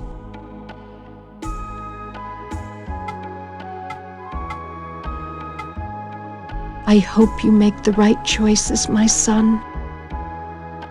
Live for each other, not for anyone else.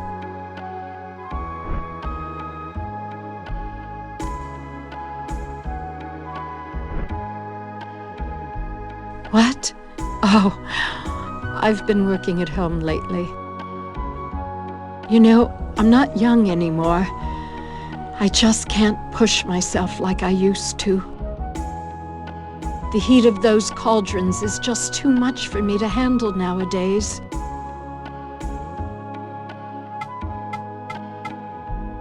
I hope you make the right choices, my son. Live for each other, not for anyone else.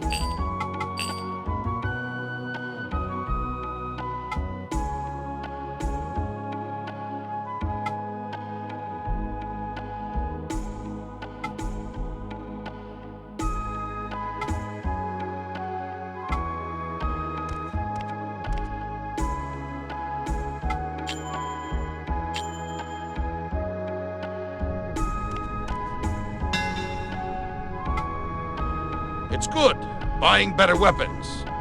But don't you get carried away. The weapon of the Cocoon Master ain't the sword. It's the power of your flute, right? That's what Raquette's always said.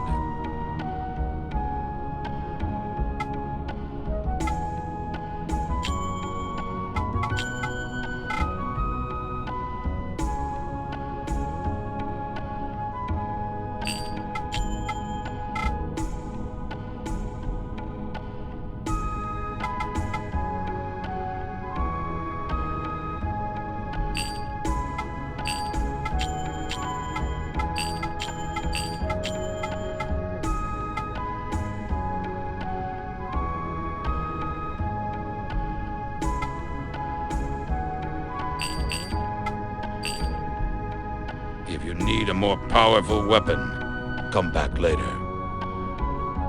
Maybe I'll have something ready by then. You've come back, I see. Is everything all right at home? I heard about those awful rumors going around at the silk mill. They say Theo and Mabu aren't getting along. It's not true, is it? Don't you pay attention to what they say. Hey, shush, honey. You're being rude.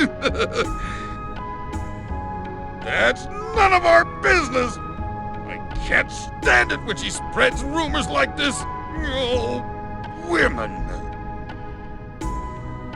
What are you talking about? It's because you men are so undependable. You're always driving us crazy. See? Every time you open your mouth, you've gotta badmouth me. Wait! I was only trying to help.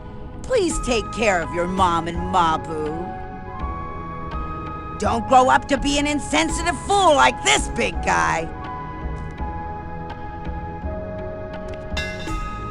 Mabu doesn't complain because she's a very strong-willed girl. But you must realize that it's all very hard for her. Protect her well. You are her man, after all. People may be saying things about your family, but don't listen to them. It's all nonsense. Theo is such a good person. Riquettes knew that well. But I mean, really, men aren't honorable like they used to be. What are we women to do?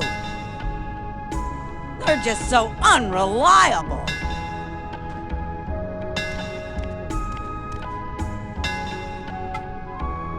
The quality of a blade's edge depends upon the skill of the blacksmith.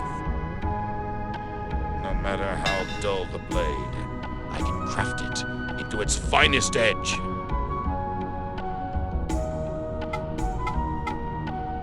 If you need a more powerful weapon, come back later. Maybe I'll have something ready by then.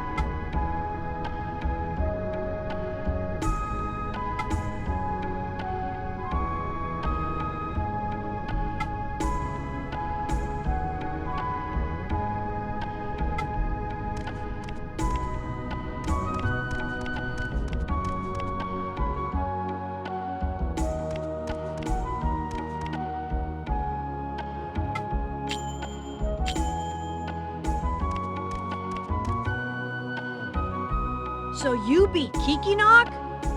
Wow! You've really gotten stronger. Kelmar hasn't come by yet today. If you want something, let me know, okay?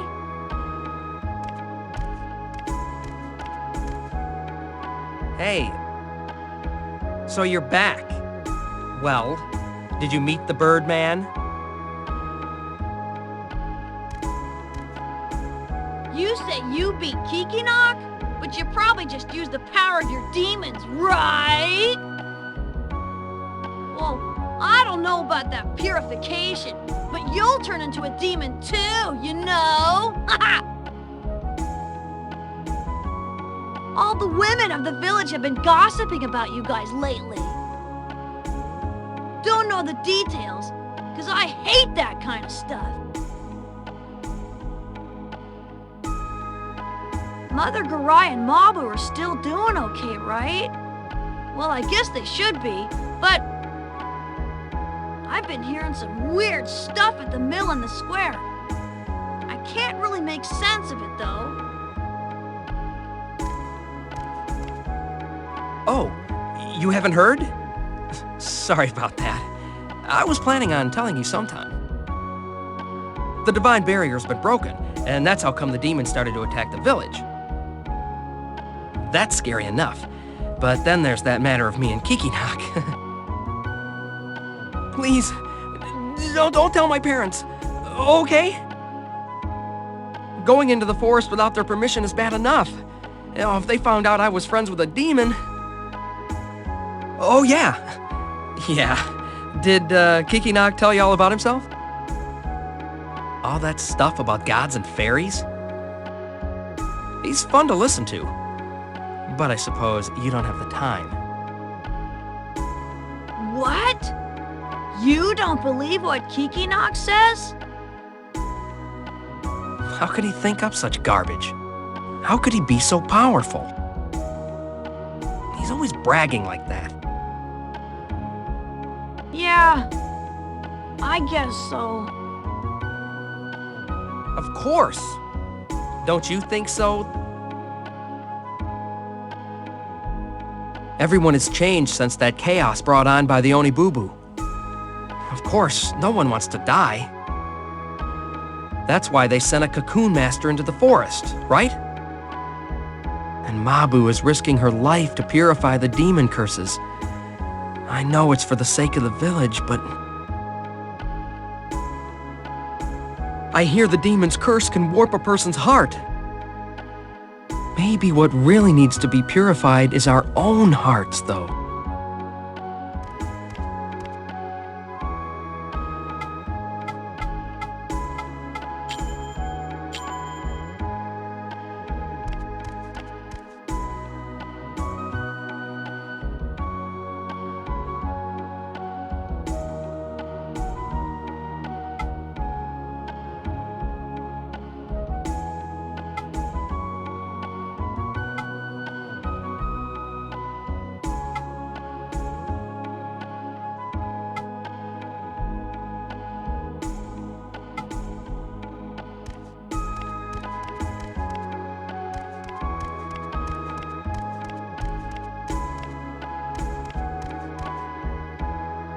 Mabu, I'm afraid I haven't seen her lately. What is it? Marital problems, eh? She's always been strong-minded, more than any other child in Syrus.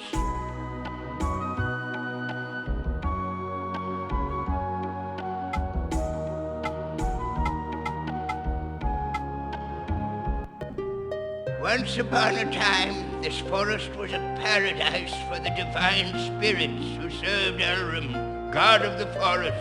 The forest people are the incarnation of Mammon, the divine spirit of knowledge. When the divine spirits created man, it was Mammon who bestowed knowledge upon them. But man used his knowledge for the pursuit of ruin. In the end, Gehenna-Pareil was destroyed because man aroused Elrum's wrath. Bestowing knowledge upon man troubled Mammon greatly. In order to prevent the mortals from causing further destruction, to this day he lives in the forest, protecting it from the foolish ways of man. If you act not in destructive ways, surely Mammon shall bestow upon you valuable knowledge. We are in good hands with you as our Cocoon Master. Come again any time. The wind is blowing again. It's almost as if the forest weeps. I'm afraid something terrible will happen. Mabu? She was a really strong-willed child. She hasn't changed, has she? No matter how frightening my stories were, she would just clench her teeth and never shed a tear. Her face, it was so cute, I'll never forget it.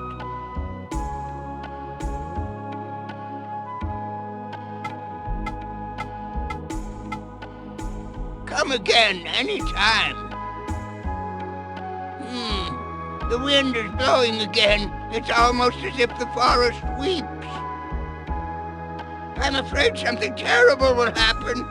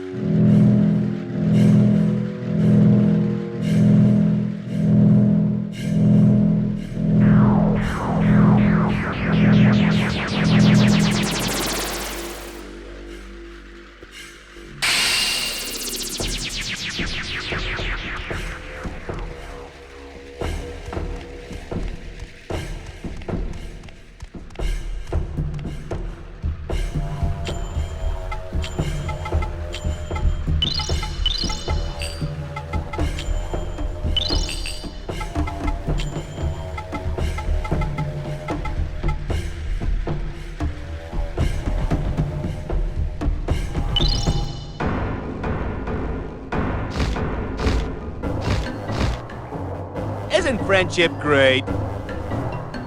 I felt it, the proof of our friendship. Well, shall we begin?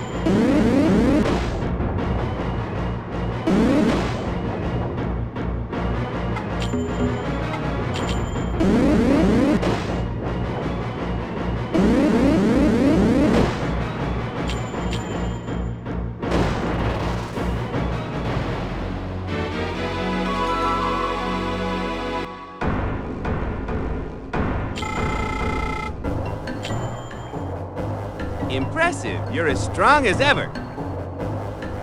Well then, perhaps I should thank you by telling you about myself. The story brings tears to those who hear it, and even to those who tell it. I sure hope you brought some tissues. I was once an agent of Elrum. That is to say, I was a divine spirit, understand? Elrum entrusted us divine spirits with bringing life to the forest. We created man, other life, everything that lives. So what do you think? Pretty good, huh? Do you like me more now? I'll save the rest for next time. Well, see you later.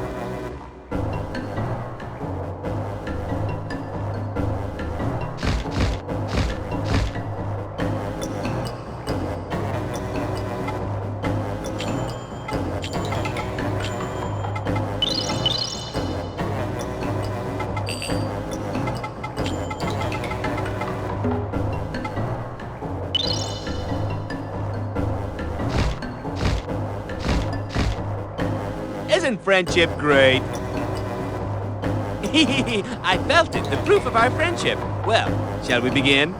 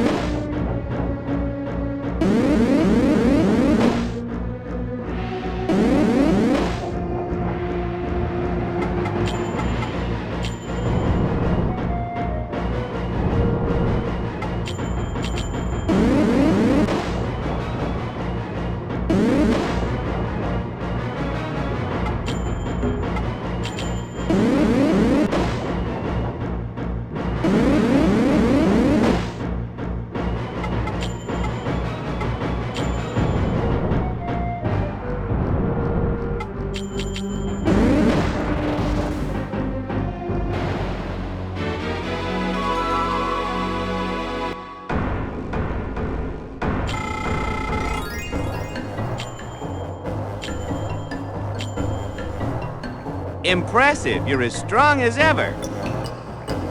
Well, let me tell you some more about my favorite subject, me. You see, it was fun creating life and all. But unfortunately, we got so bored with it, we totally ran out of ideas.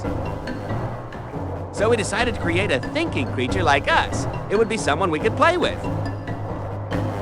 Great idea, huh? I know, I'm so smart. But that guy Elrum grew angry with us. Apocryphal, he said. You must promise, he said. He got so annoying, you know? And then guess what? You want to know? Well, we'll leave it for next time.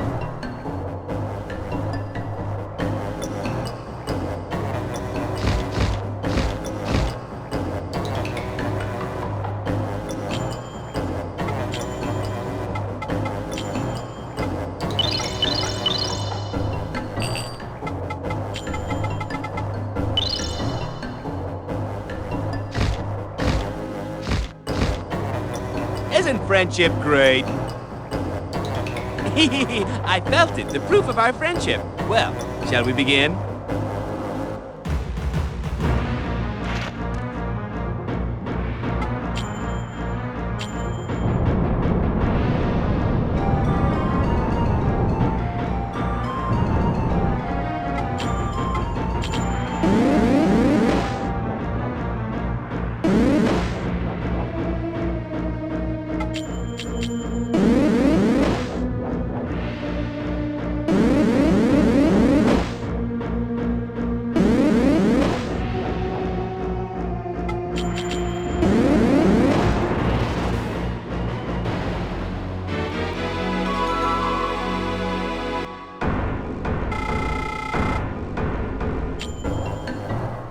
Impressive. You're as strong as ever. Well, let me tell you some more about my favorite subject, me. Elrum complained so much, but in the end, we created it. The result was you, the beasts of knowledge. In other words, we are your true parents.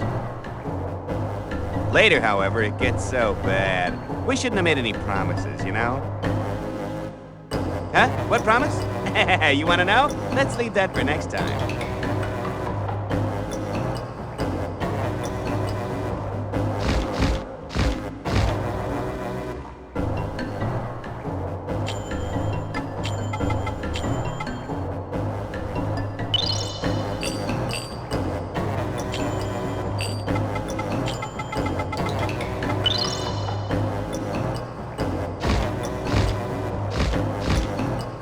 Isn't friendship great? I felt it, the proof of our friendship. Well, shall we begin?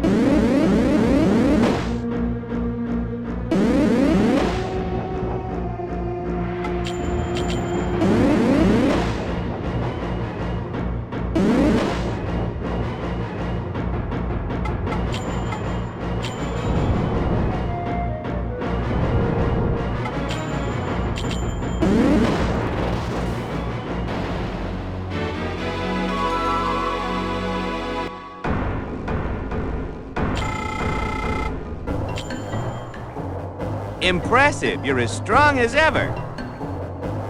Well, let me tell you some more about my favorite subject, me! When we created you, we made a promise to Elrond. We promised we wouldn't fall in love with the beast. I thought it was so stupid. I mean, who could fall in love with a beast they made? But you know, girls can be so cute. I have good taste in women, you know. I couldn't control myself, and wham, bam, what a fool I am. The result is what you see right here, a mere shadow of my former self. Then again, this is fun too, you know. Come back again. Next time I'll have something for you.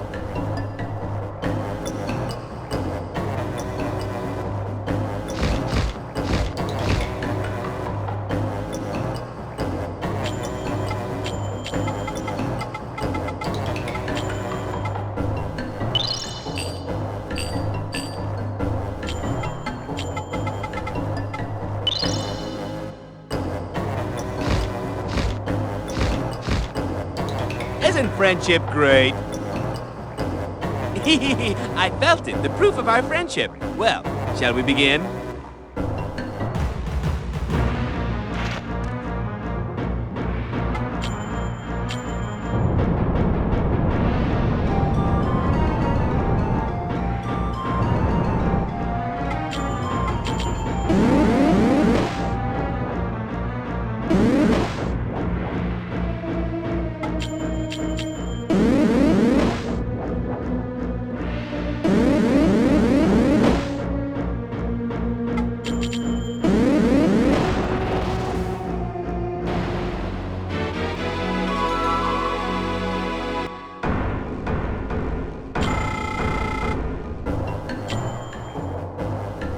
Well, you're like a son to me now, aren't you?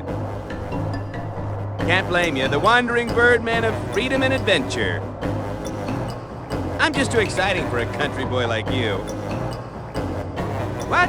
I didn't promise you anything. Hey, I'm joking! Take this. It is a very special item. Use it as you please.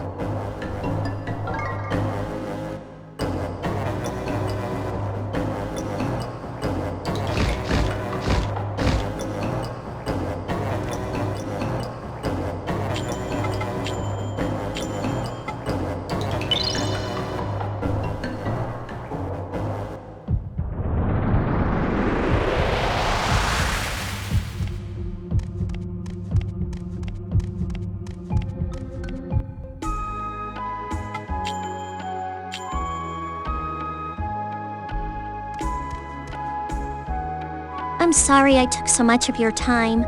I know you're busy. I just felt so strange. I need to be more like a Cocoon Master's wife.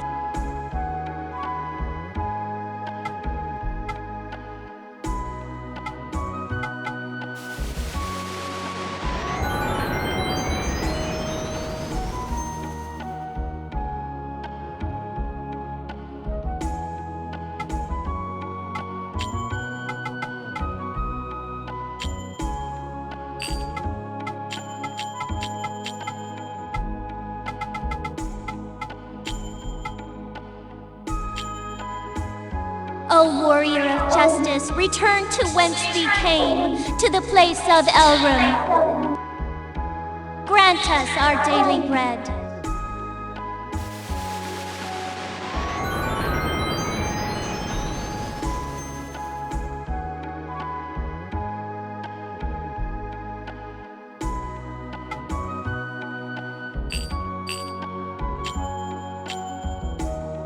I know I shouldn't be complaining while you're out fighting in the forest.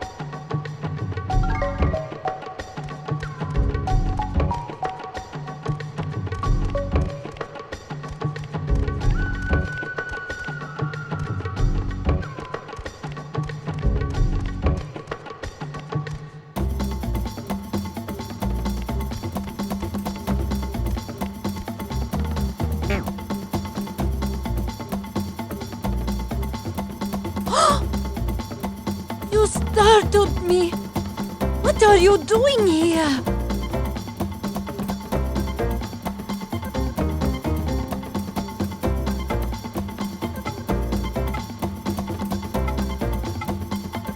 Oh, so you don't have it. Then get out of here. Shoo! Shoo!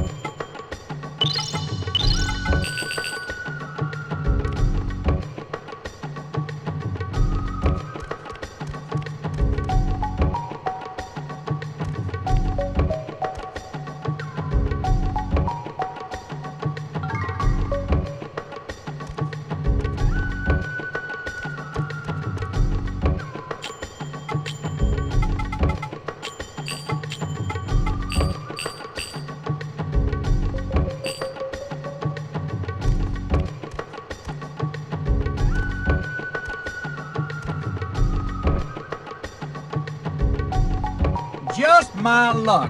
I can't earn a single yawn capturing a human. Hey, kid, got some firefly cocoons? Well, hand them over now and there won't be any trouble. What? You want to fight? Fine with me, come on!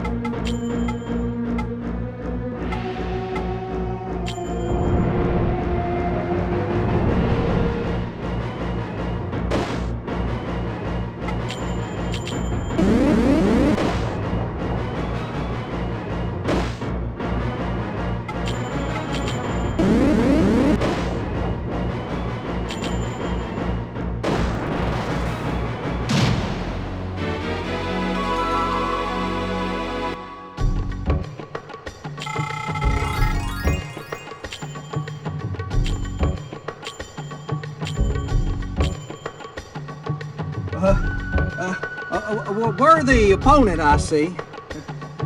That'll be all for today.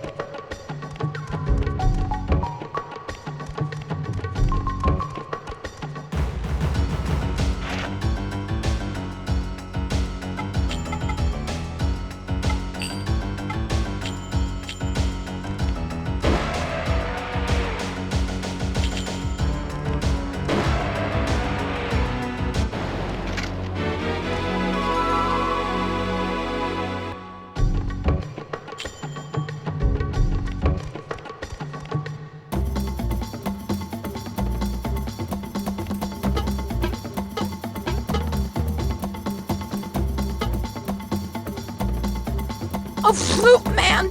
Gimme!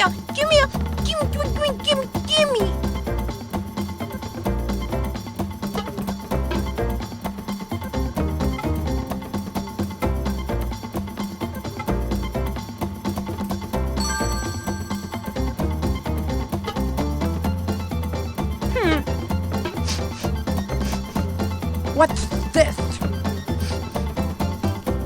Oh, never mind.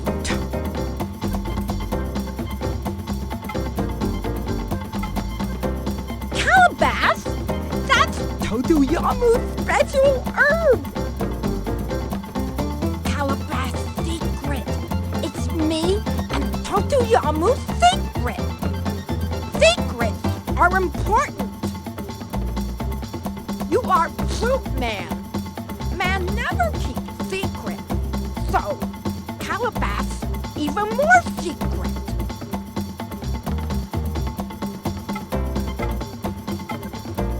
I let Kikinok have Calabash. So, no Calabash, no Calabash.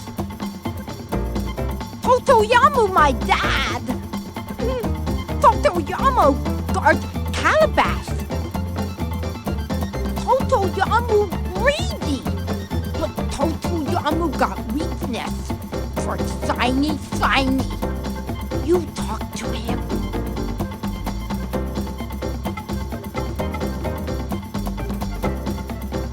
Calabash, Totoyamu's secret. But Totoyamu got weakness for Shiny. You talk to him.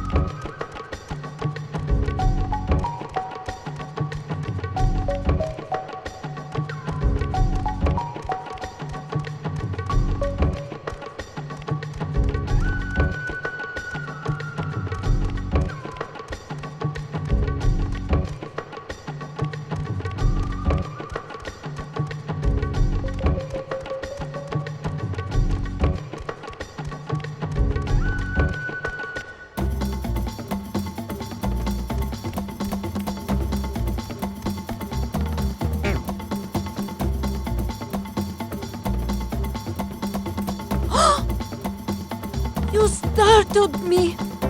What are you doing here?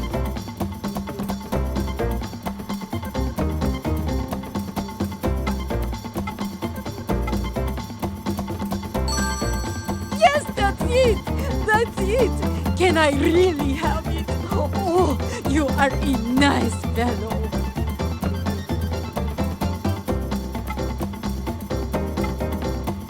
Calabash. What is that? Never heard of it.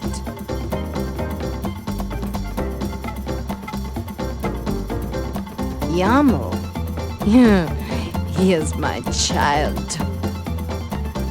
What do you want with my boy? He is out hunting with his father. Have you seen him? I don't know where he is.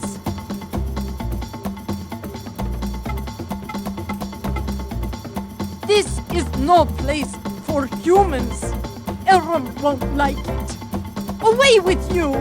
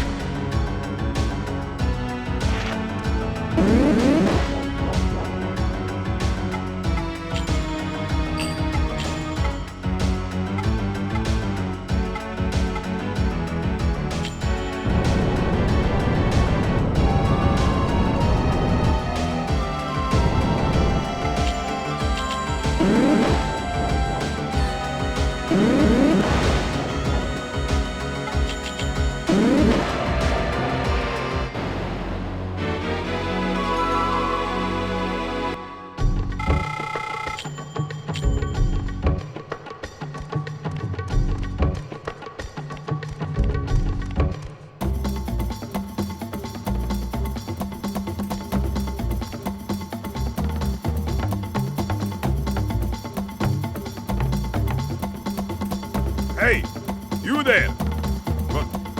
What are you doing there? This place not for men. Away with you! What's that there? Oh my, a nice ring you have there. How about giving to me? If you do, I will stay and listen.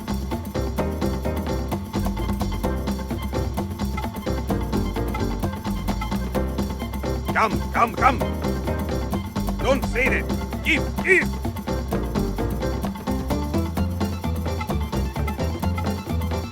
Is that precious? Well then, I will trade one of my precious things for it. Come. Give to me.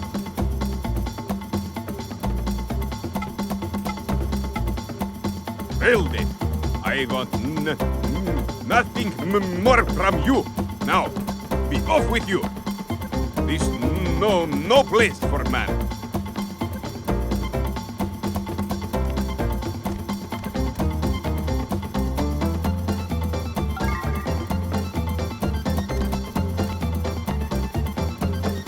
This is no place for man.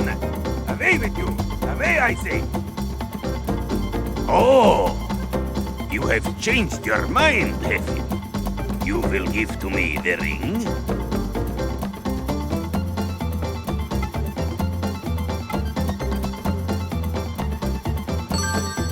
Oh, how beautiful. Yes? What do you want?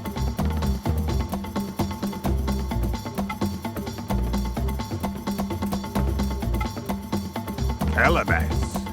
That I have, but have some got sick? You don't say. Only Boo come to your village. How terrible. The locusts of the apocalypse. Well, here is some calabash for the ring. But it won't be enough. I know a place where there is a lot. But I no tell you for free. Bring me more treasure. Only then shall I tell you where the calabash lies. Talk it over with your elders.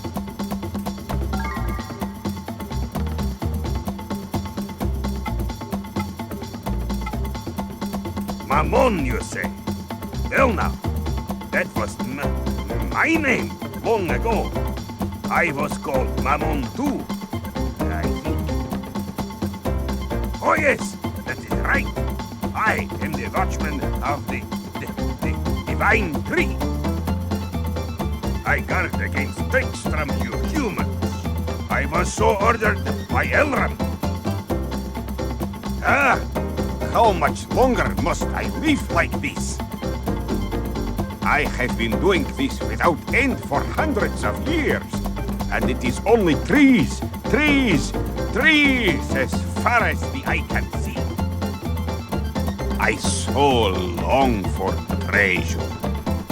Blast that Elram. Oh, how arrogant he is.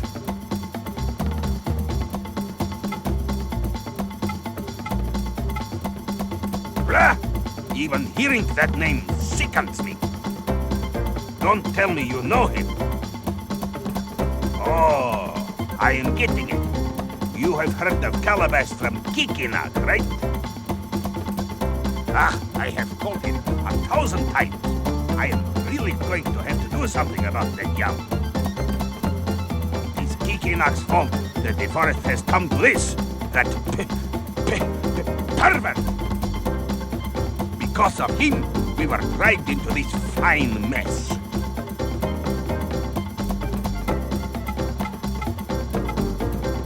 Bring me more treasure.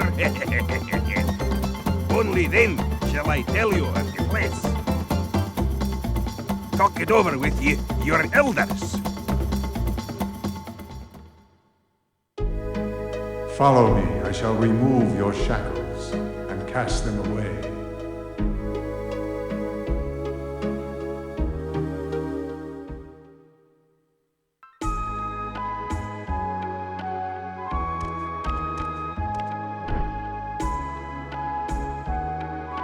Oh, so you found the forest people. Well, did they have any calibers? Ah, I expected as much. So they will tell you in exchange for treasure. Nevertheless, I do not expect Jibara to consent to such terms. I will speak with the chieftain himself. There is no time to waste. We need a decision now. We should go straight to the Hall of Judgment.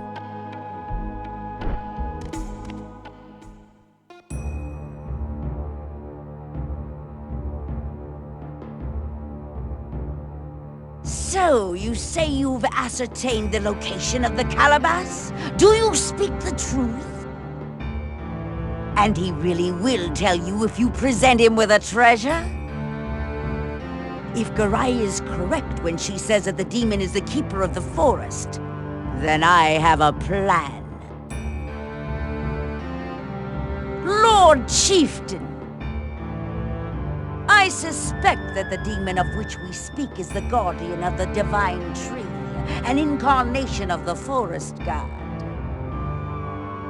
The calabash must lie at the base of the divine tree, the source of all life. Simply retrieving calabash will be but a temporary solution for troubles like the recent attack.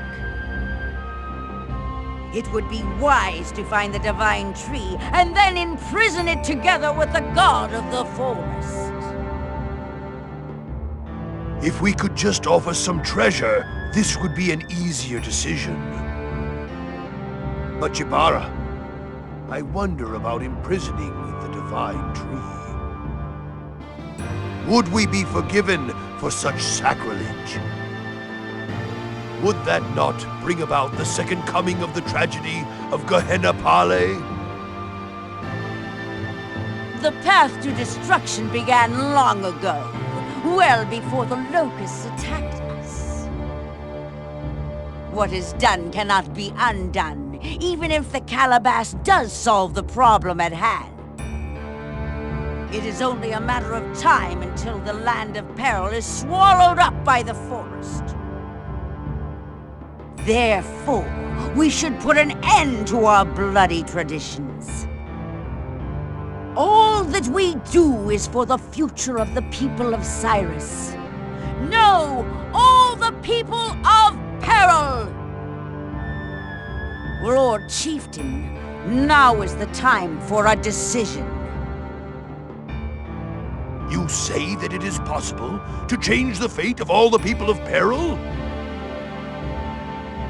My ancestors, the shamans of Gehenna Pale, imprisoned the forest and divided it into 4. It follows that the imprisonment of a god is indeed possible. The knowledge of man opposes the powers of God, and thus the powers of nature. This is not sacrilege. In fact, it is the basic law of nature. Only the strong survive. We have long waited for this day, to truly serve Syrus. We must find the divine tree and evoke the powers of the Talisman of Imprisonment. I understand. Well, you have heard, Jibara. We have to thwart the menace of the demons if we are to live with the forest. Such sacrilege. This too may be the nature of the beasts of knowledge. We must take action. Son of the Lion of Peril, our fate is already in your hands.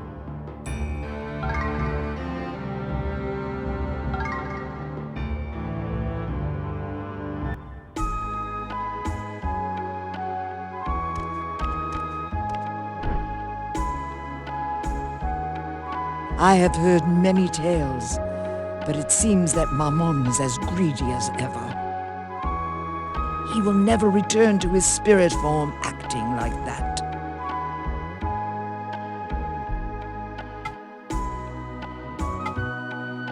How foolish she is. You cannot imprison the divine tree. Did you not see the ancient ruins in the forest? Ugh, that ghost of Gehenna Pale. What is she plotting? But if the chieftain so ordered, then we must obey.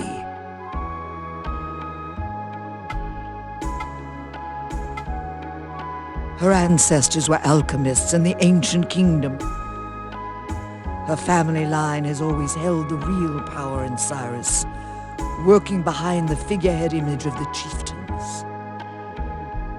They have infested the chieftains' families and all the villages of peril. Overconfidence in human intelligence is the trademark of we beasts of knowledge.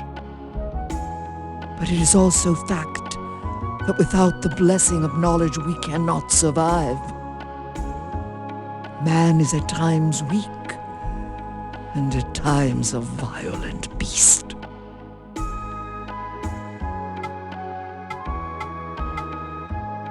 The decisions of the Hall of Judgment are absolute. But it may well be a bloody path which lies before you. You must tread very carefully.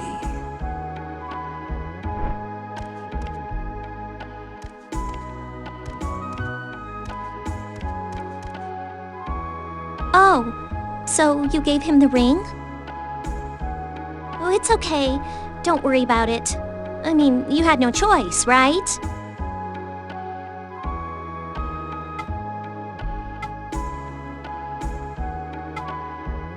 Our enemy...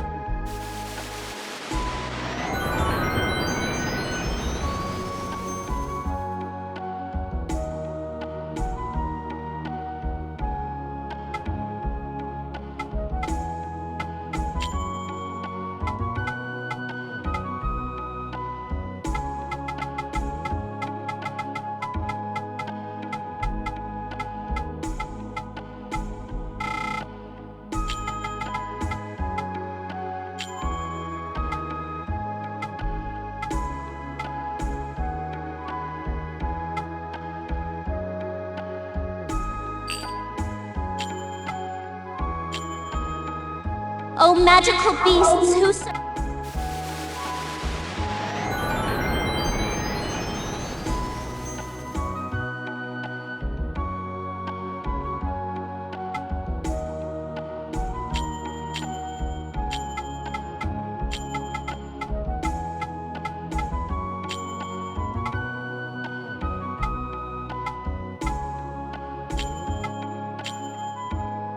Oh...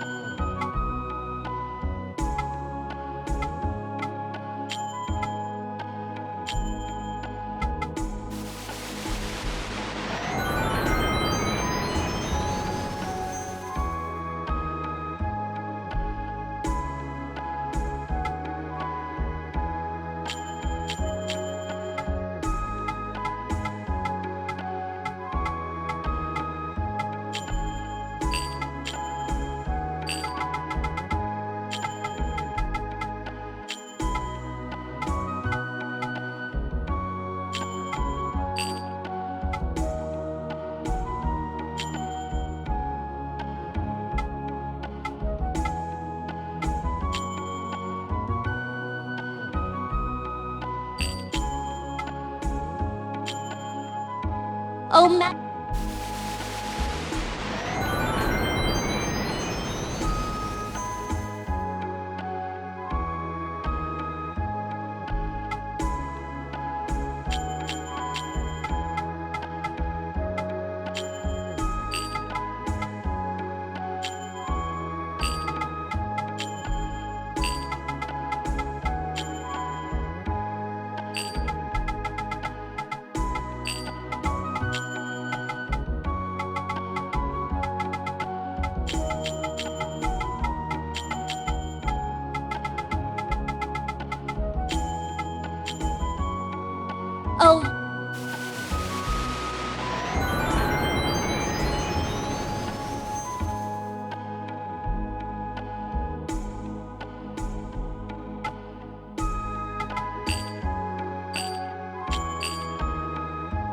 Please be careful.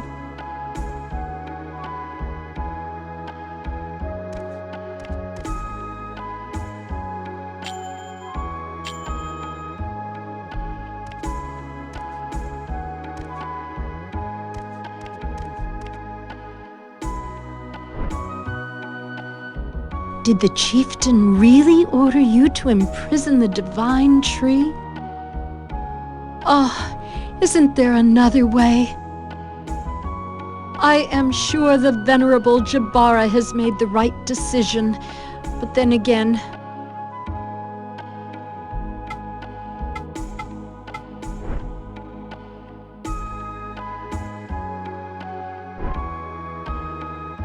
being a Nagi, I cannot even imagine such a thing. Could mortal men overthrow a god?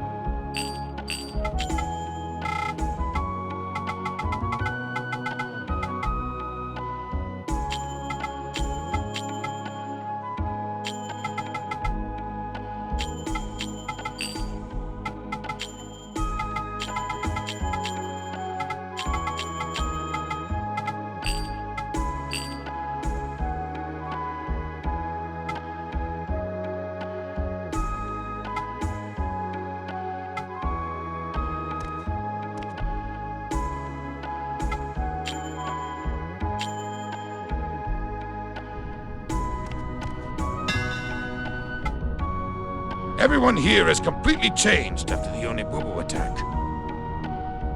It all began when you started going into the forest.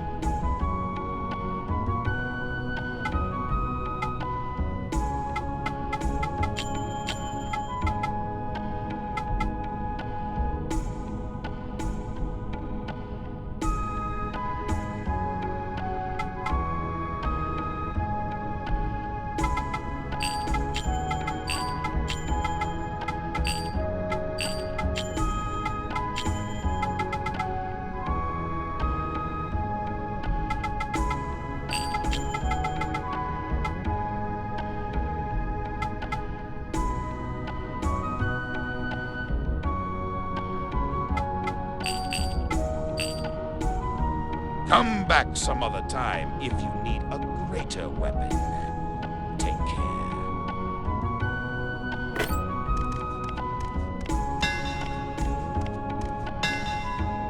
Dad, I just gotta stack the firewood for the furnace in the garden, right? Oh, you came by. How was your quest going? As you can see, I made up my mind to start working here. I too can work as hard as you do, buddy. I don't want my mom to be the only one who's got to deal with my stubborn old man every day. What? Shut that trap of yours, Mr. Big Mouth. Real men work with their hands, not their tongues.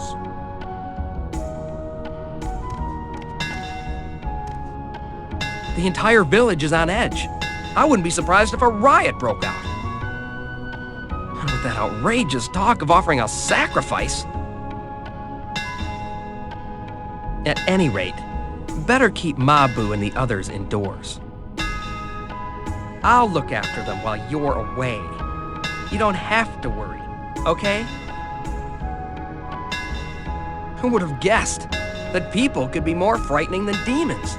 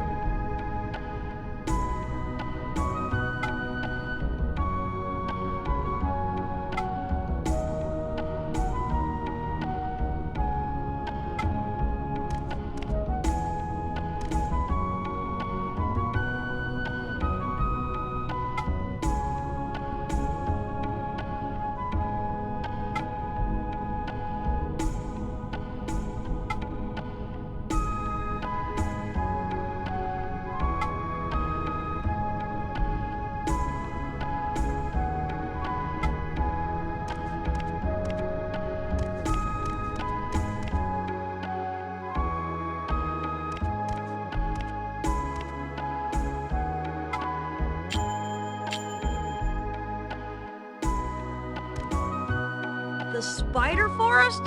Never been there, so I can't tell you nothing. The divine tree's a god, right? Are you sure that's what you should do? It just might end up damning the whole village. Well, Kelmar's finally returned home. Aren't you worried about how worked up the village is getting?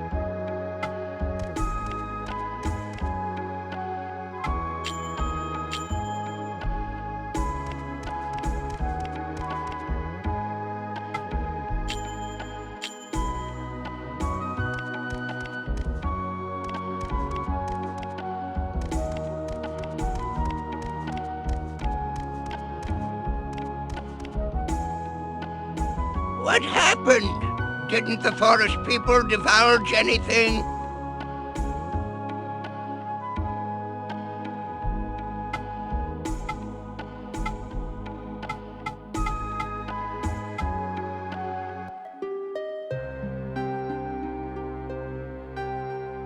The divine tree. It is the earthly form of Elrum, god of the forest. It is said that all in this land began with that tree. But no mortal has ever laid eyes upon it. That is, except for Gi, prophet of the Nagi. It seems the prophet Gi saw the great tree in his dreams. It looked just like a huge tree that had been turned upside down. That is why it is also called the Upside Down Tree. Nagi legend says that their accursed fate shall be released when the dragons of light and darkness appear before the divine tree.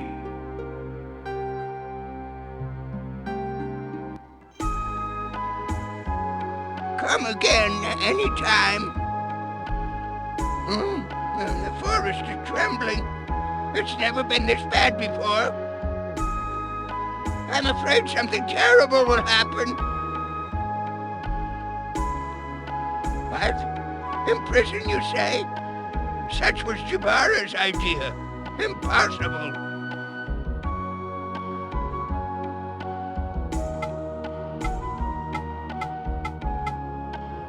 Come again anytime.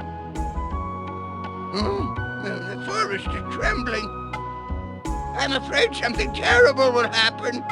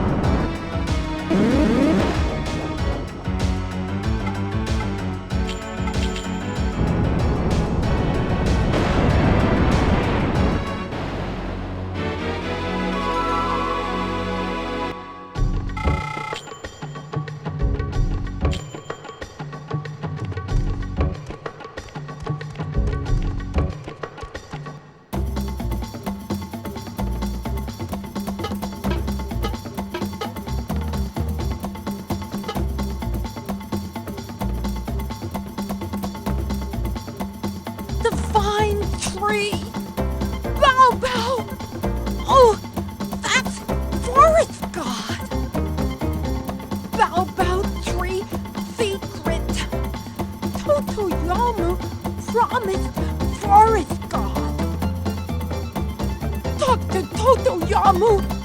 I know nothing!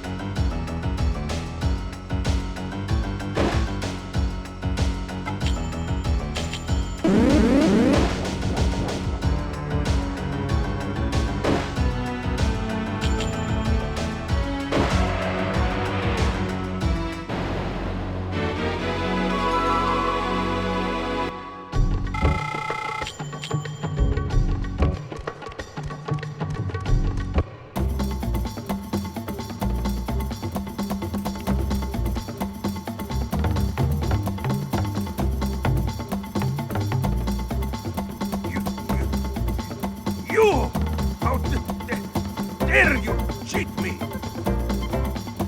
This ring is fake. It do not shine when I put it on. I don't want your junk. Off with you. You are swindler.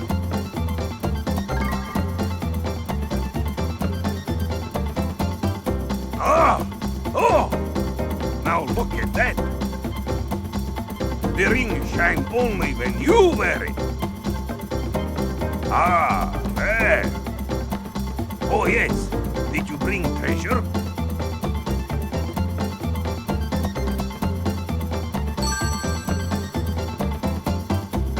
Promise is promise. I shall open the way to the calabash. But I also make promise to Elram. I cannot take you there.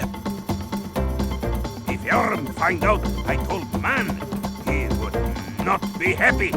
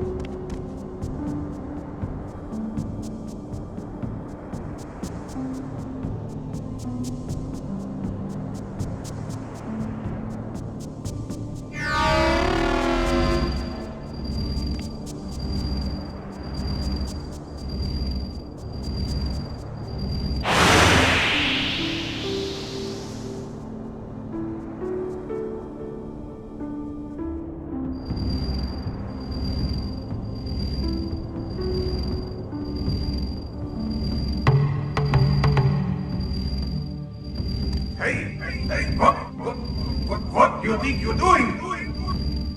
Elder Queens, you have used talisman of imprisonment.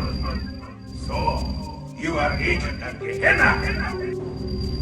Beast of knowledge, minion of Gehenna. Thy mouth is cursed with bitterness. Thy hand is quick to spill blood. Thy path is ruin and misery.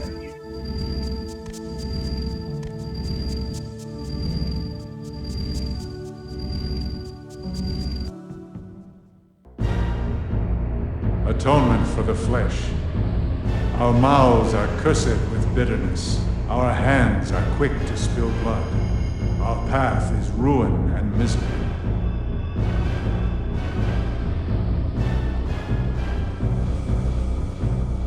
Jibara's men came and took Mother Garai away.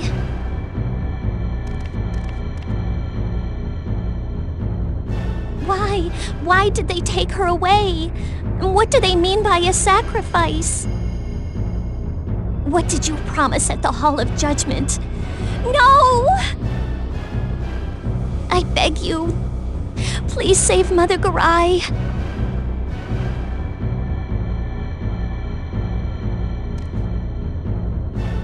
What happened in the forest? Did you really imprison the divine tree? That trembling, the forest, it's weeping. We should prepare for the worst.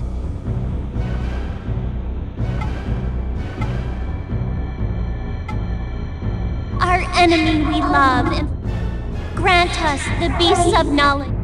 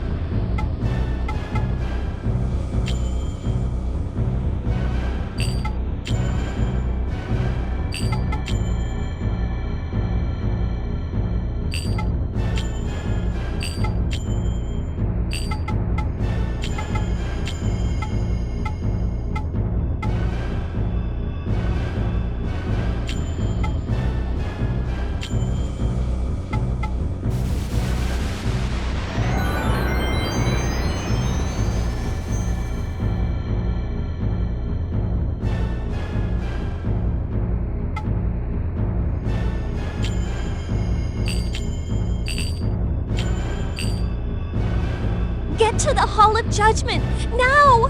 I'm sure she's there. Please, hurry!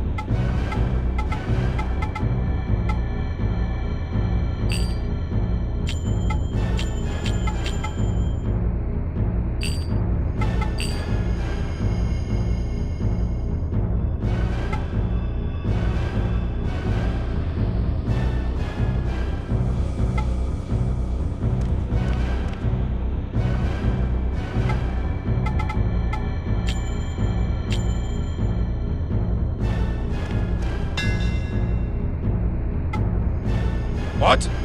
What are you up to at this hour? Surely you're not here to shop, are you?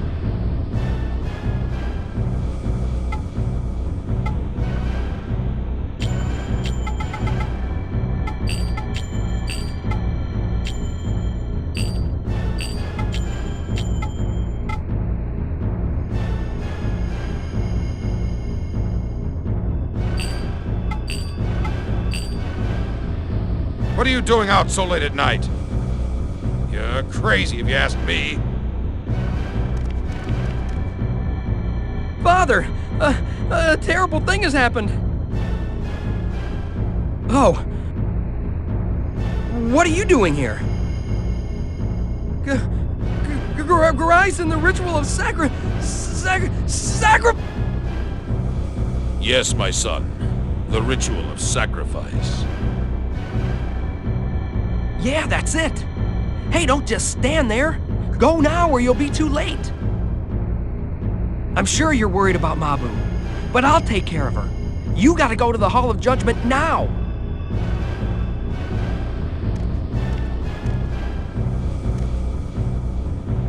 What are you waiting for? You still want to shop? If you are a man, courage is all you need. Go now.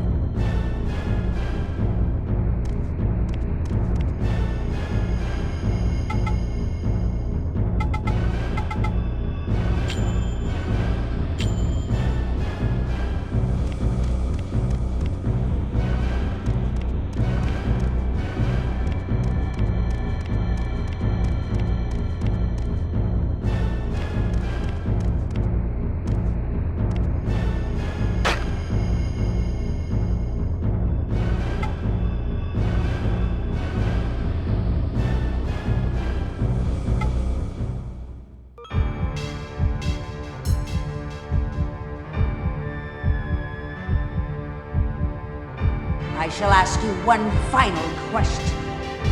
Why? Why did you come to Syrus? I am not blind, you know. What were you scheming to do with that girl? I came here for this very day. I came to purify the souls of the Nagi. No! Of all the beasts of knowledge.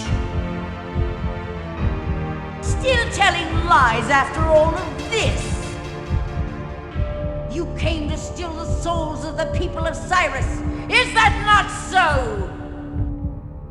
I've known it from the beginning, Mother Garai. Or should I call you by your real name? Azura, the goddess of death. Yes, indeed. You may call me that. I am the incarnation of the divine spirit, Azura.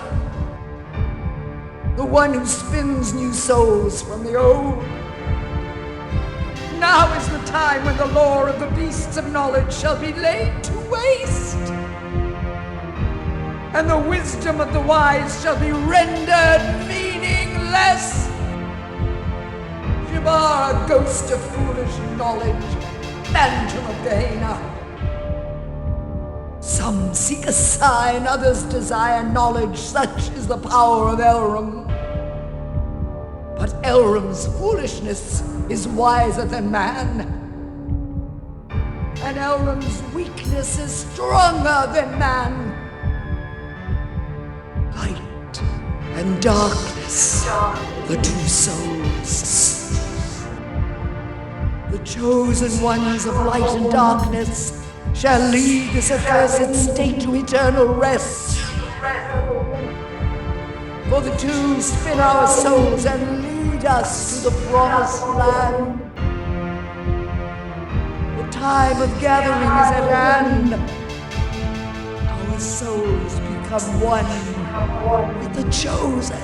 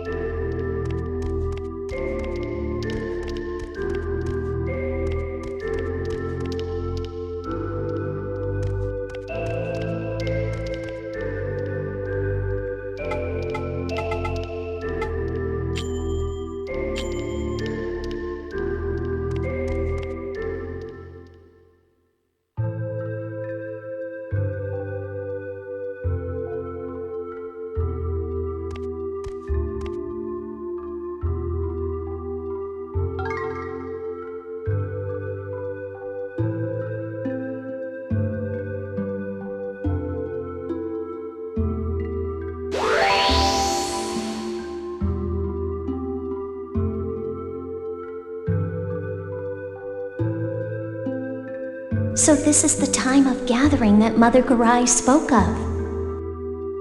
I had this feeling that Mother Garai's spirit shot right through me a moment ago. All kinds of things went through my mind at once, and before I knew it, this is what happened to me. All the villagers' souls went with Mother Garai to the place of Elrum. Your father's disappearance, the wrath of the Oni-Bubu, the sacrifice. It was all for this day. Ni, the Nagi chieftain, knows all truth. That's what Mother Garai said before she departed. Tradition, fate, curses, demons. We are bound by so many chains. But those chains, they are also what have bound our hearts. They are what make us ourselves. I feel so weak. I may not be able to stay like this much longer. You speak the truth. Your soul shall at last become one with the will of the forest, and the flesh shall be lost. Staying inside a cocoon can prolong your life, but only until the transformation completes. There is little time left. Leave the rest to me. Mabu, you must stay in the cocoon.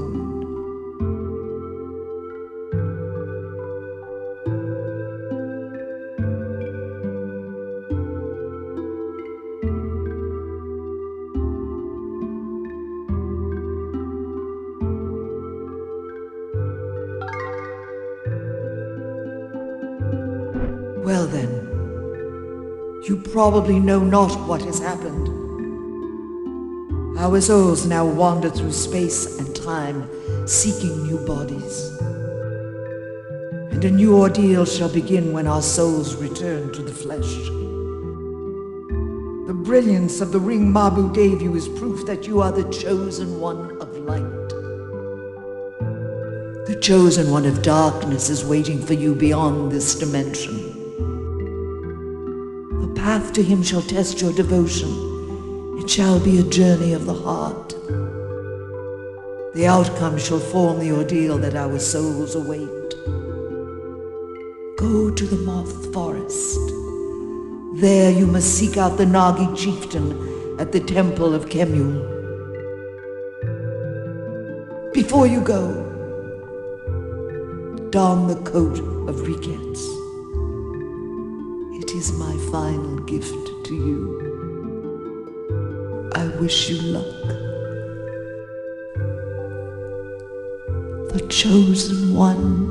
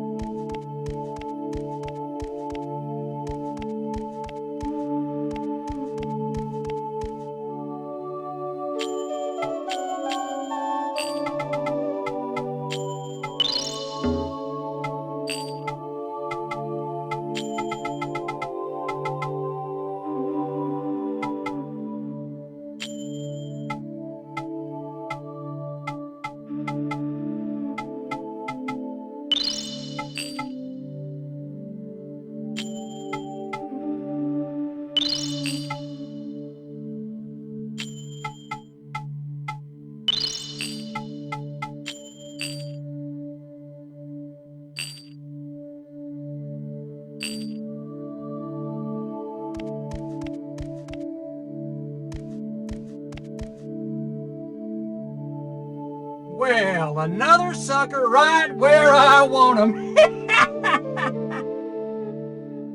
Hey there, kid. Give me all your white cocoons. Hand them over now and I won't kill you.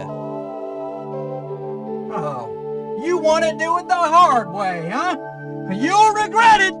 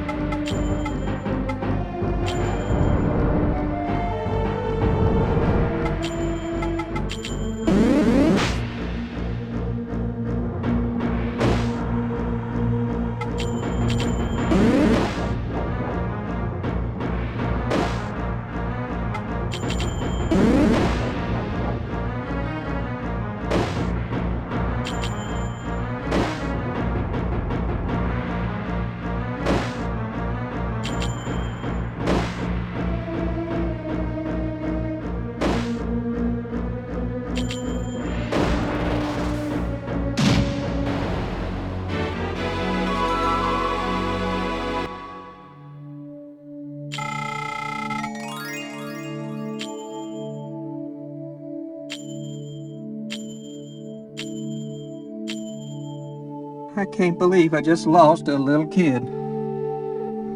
I guess I'm over the hill. Maybe I should just retire. See you around, kid.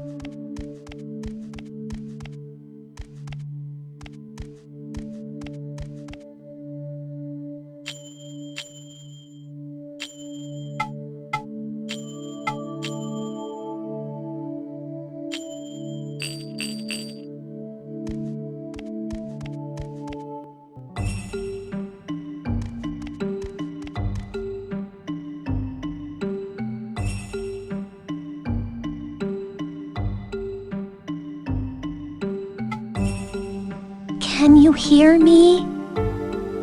This earthy smell.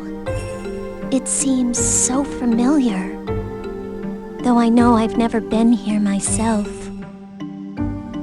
This must be a memory from a past life. Well, let's open the gate. Hold my cocoon up high before the gate. I think that should work. Well, give it a try.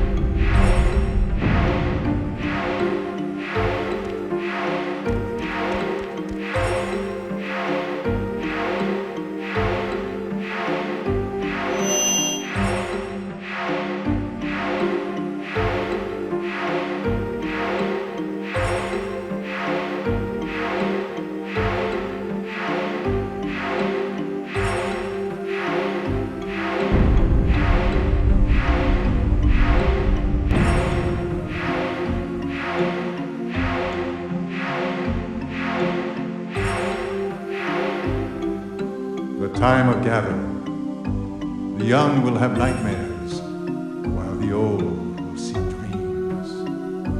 Before they are redeemed, the sun will grow dark, and the moon will turn to blood.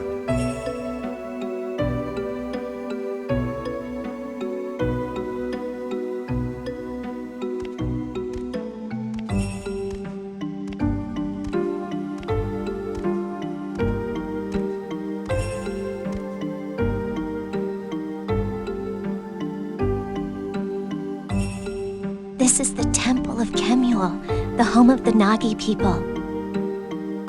I feel the presence of the chieftain from the middle hall. Let's go.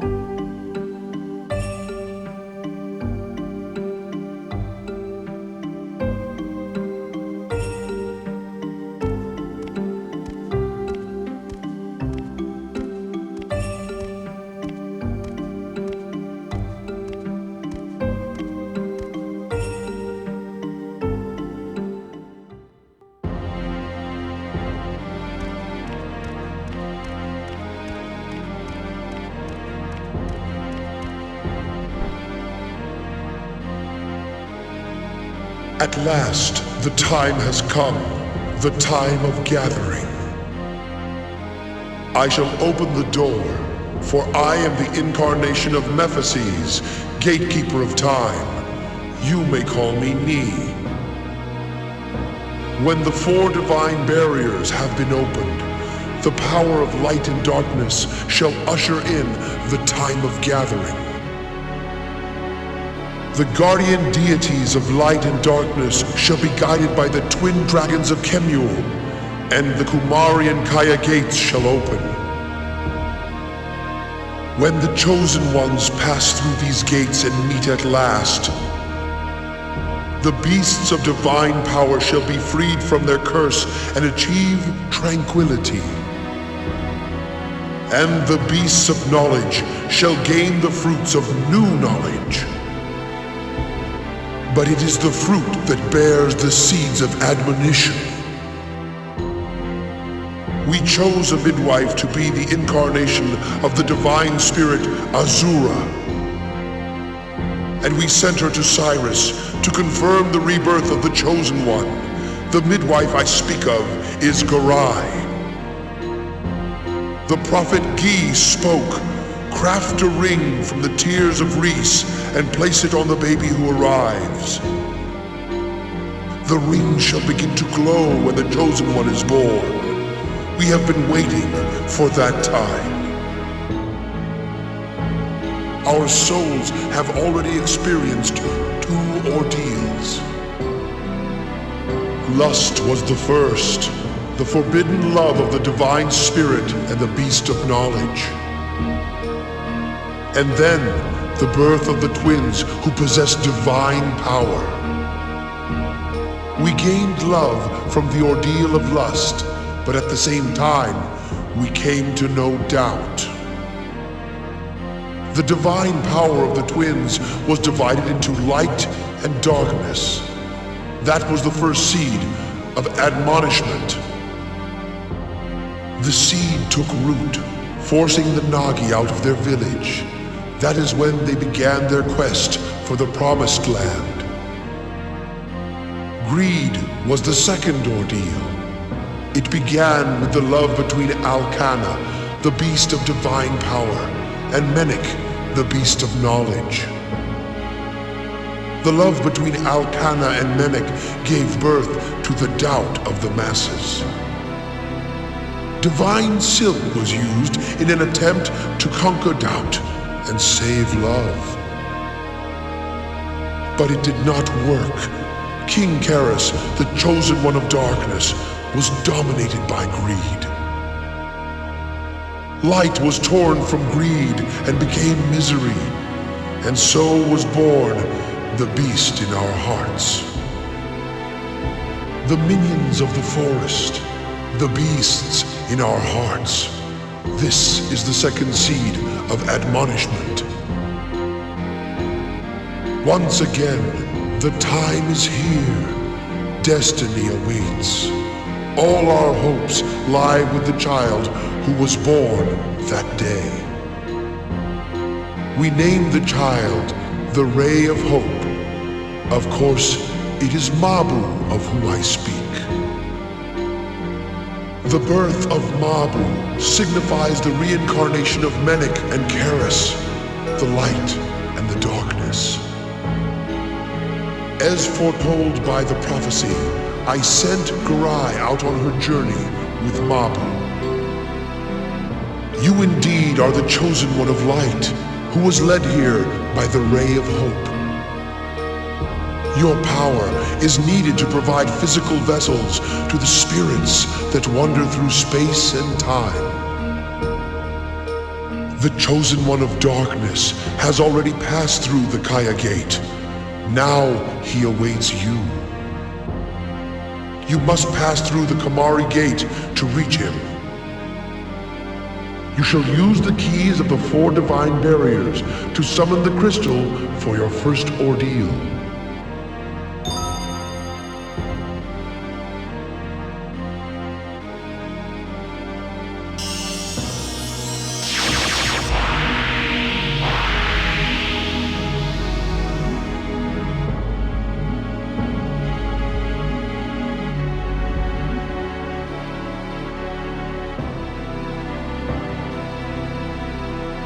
Before you can encounter the chosen one of darkness, you must undergo the ordeal of the 4 jewels.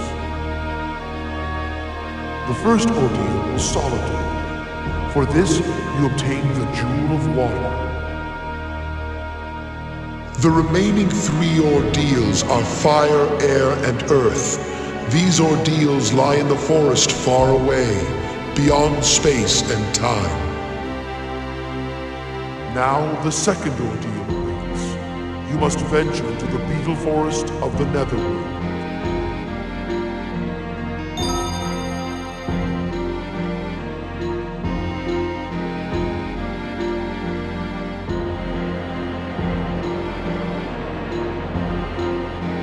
What? Is something wrong? Ah, you are worried about Mabu. Her metamorphosis is almost complete. No longer can she leave the cocoon. You must save Mabu by gathering all 4 jewels and defeating the chosen one of darkness. O chosen one of light, you must make haste. Consult with me. Clear your uncertainties. I give you 2 Nagi maidens to help you prepare for your journeys. I am Ra. As a Nagi maiden, I shall serve the chosen one of light.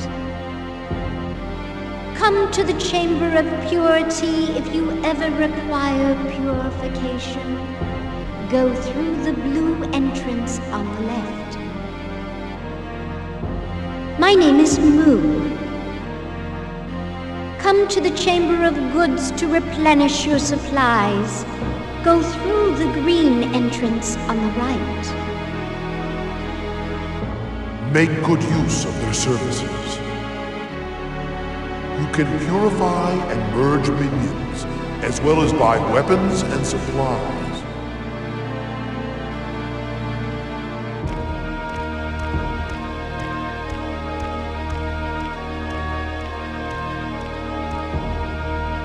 Now you must pass through the Kumari Gate and set out on your ordeal.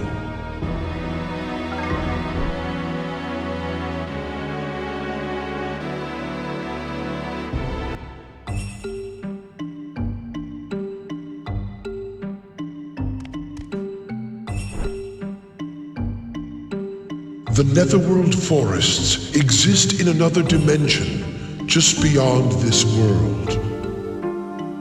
Although at first glance, the forests appear no different from those on our own world, each one shall challenge you with a treacherous ordeal. You must focus your thoughts. Ask me anything you please.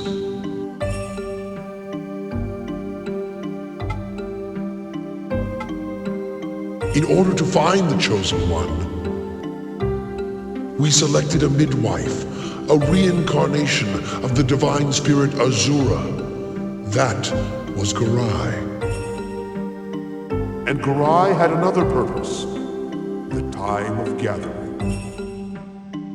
She was to spin the souls of the beasts of knowledge and usher in the Chosen One through the divine powers of Azura.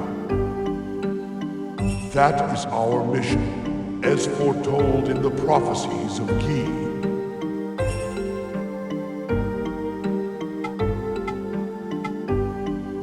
That name, Mabu, means ray of hope in our language. You know the tale of Alcana. Her dying wish was to curse mankind for his greed, and Mabu is her reincarnation. Healing the soul of Mabu, that is, the soul of Alcana, will break the curse of the forest minions. Only one man can heal her. You, the reincarnation of Prince Menek.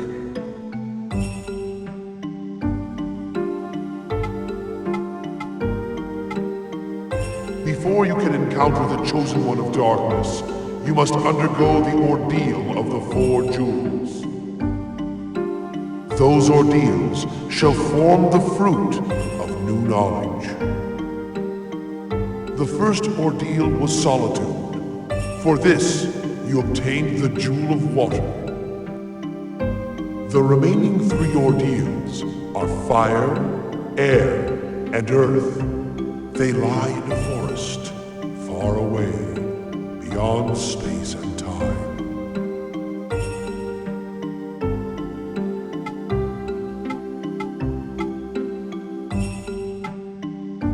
The twin maidens shall assist you in preparing for the fierce battles to come. You will find them in each of their rooms. Do not hesitate to ask for their help when you need it. They can perform purification and merging, and provide you with weapons and supplies.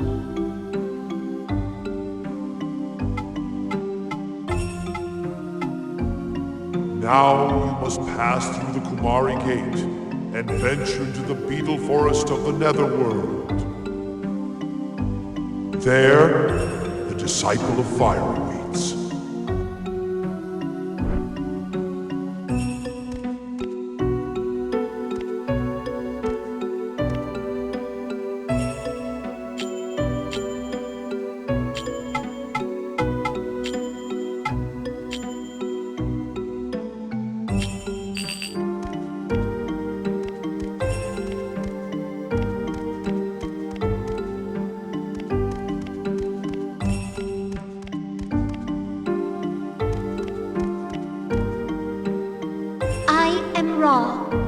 As a Nagi maiden, I shall serve the chosen one of light. I hope my Nagi magic will be of service to you.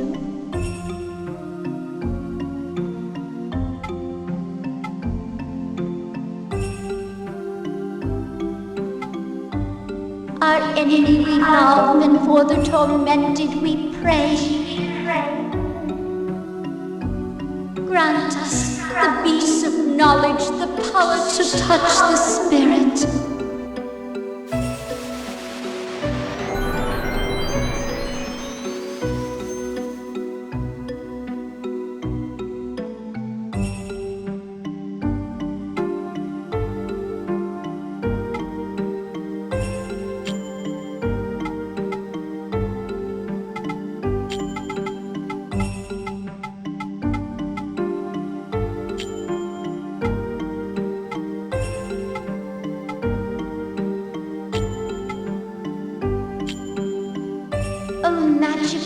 Who doth serve us, merge thy bodies together and become of even greater power.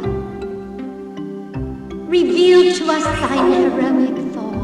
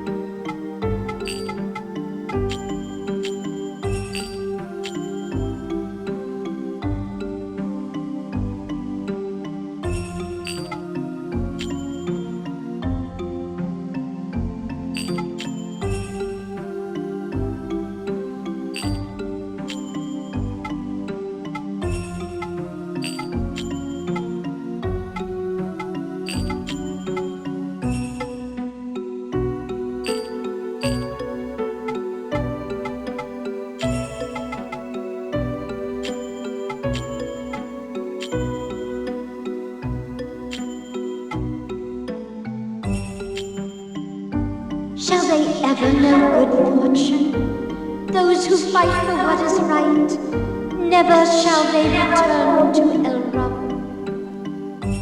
Oh, if we but only ask, grant us our daily bread.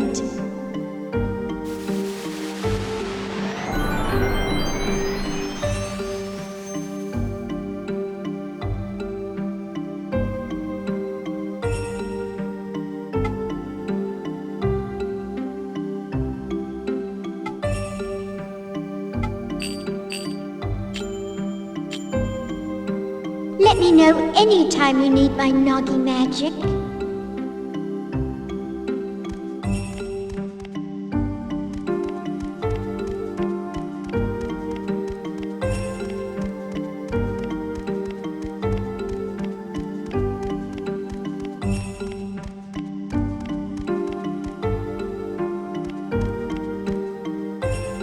I am Moo. I am the Noggy maiden who serves the chosen one of light. Please tell me if you need anything for your journey.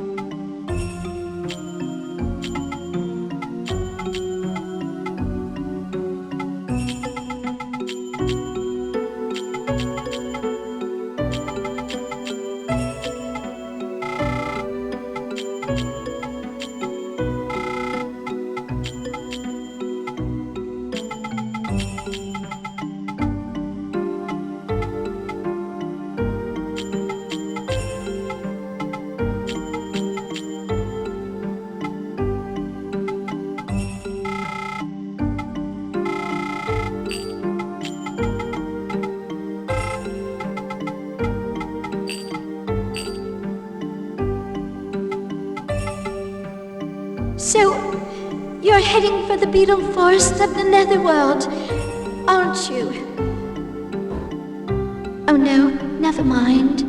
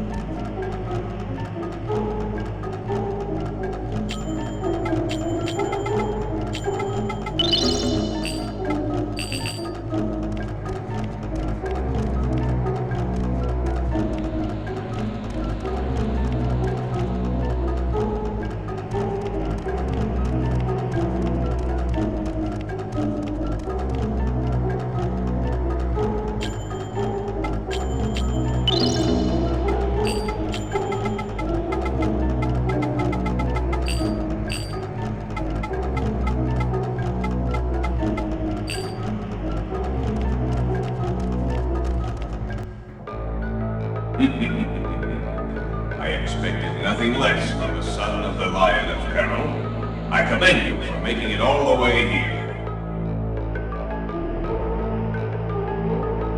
So, what have you experienced during your journey? The appointed task of we cocoon masters is to trap in our cocoons the negative energy which is overflowing in this world. But what if our very existence is harmful to the forest? When I see that boy, I am utterly convinced of this. It is his hatred against the minions that sustains him. The villagers are the same. Man fears any existence other than his own. All this invites his root. Since the age of Gehenna, our souls have gone through fear and ruin countless times. How can true purification exist inside eternal ruin and fear? If you are the chosen one of light, then banish the doubt that lurks in my heart.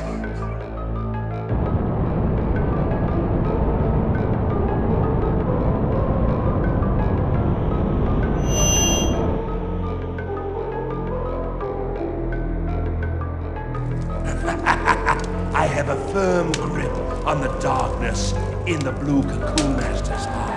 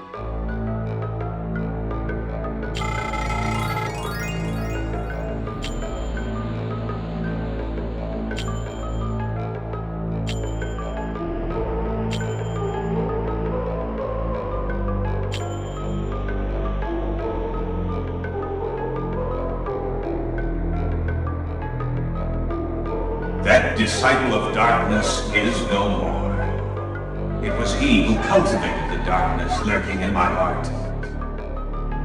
But that is also a part of my true self. In light, there is also darkness. You must guide the souls of your fellow man. So long as we live, our souls need flesh. For the future of mankind, and for the one who loves.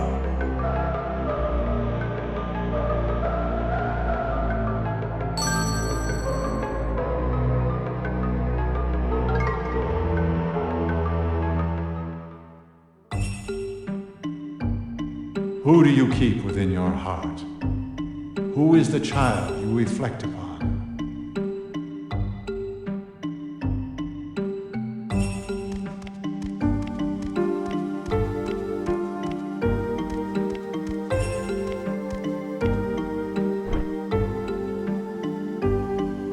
I am glad you returned safely. Did you obtain the second jewel?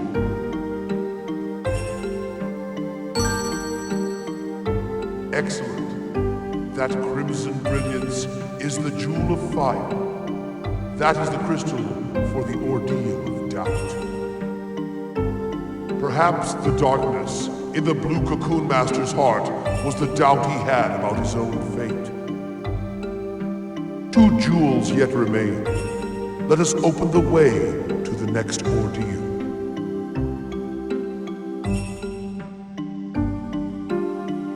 Now, for your next ordeal, you are to venture into the Dragonfly Forest of the Netherworld.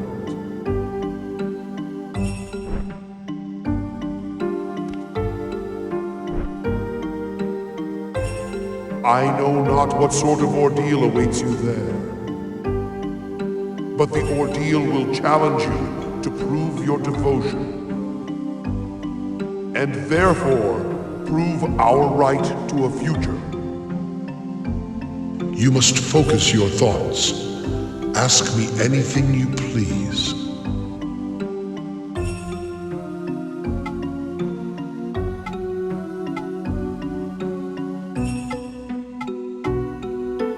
It is said that he was the cocoon master of a village known as Golan, located in the far reaches of the north.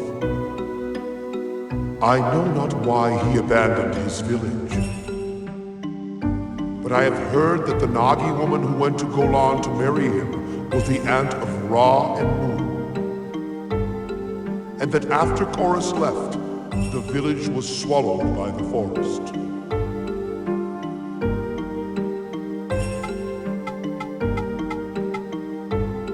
Now, you must pass through the Kumari Gate and venture into the Dragonfly Forest of the Netherworld. There, the Disciple of Air awaits.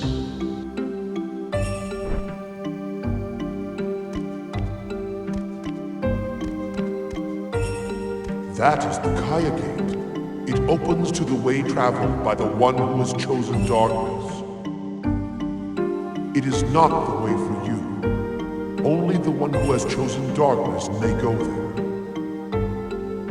The one who has chosen darkness has already set out that way to the Netherworld.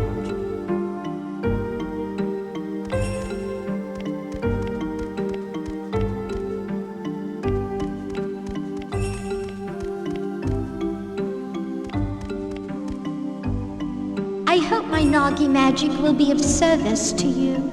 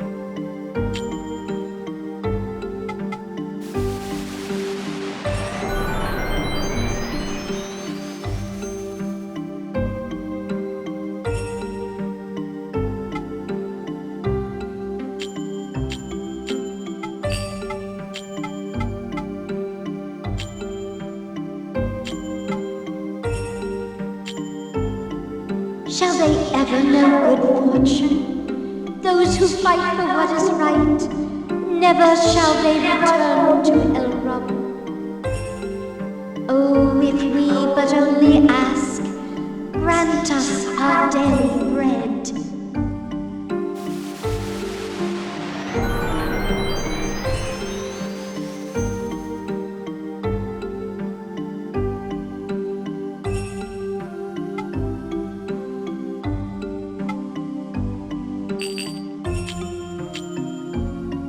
Let me know anytime you need my Noggy magic.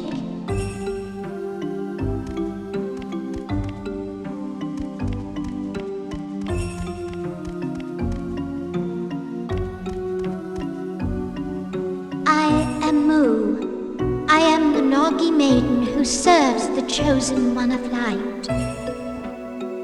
Please tell me if you need anything for your journey.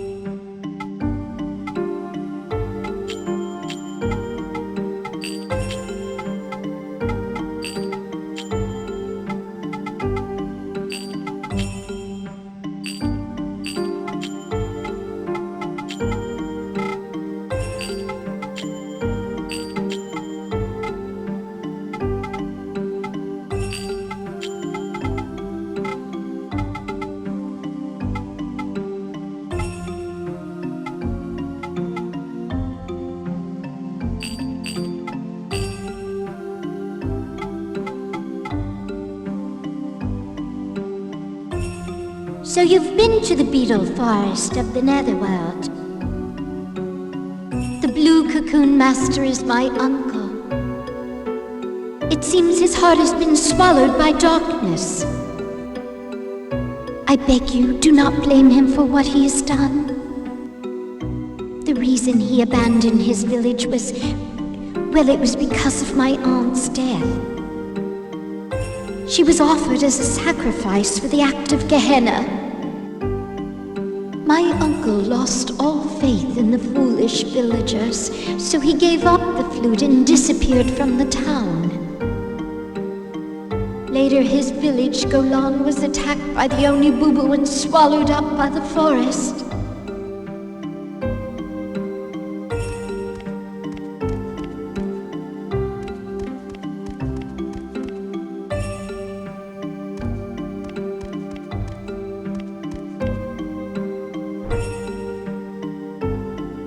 I know not what sort of ordeal awaits you there, but the ordeal will challenge you to prove your devotion,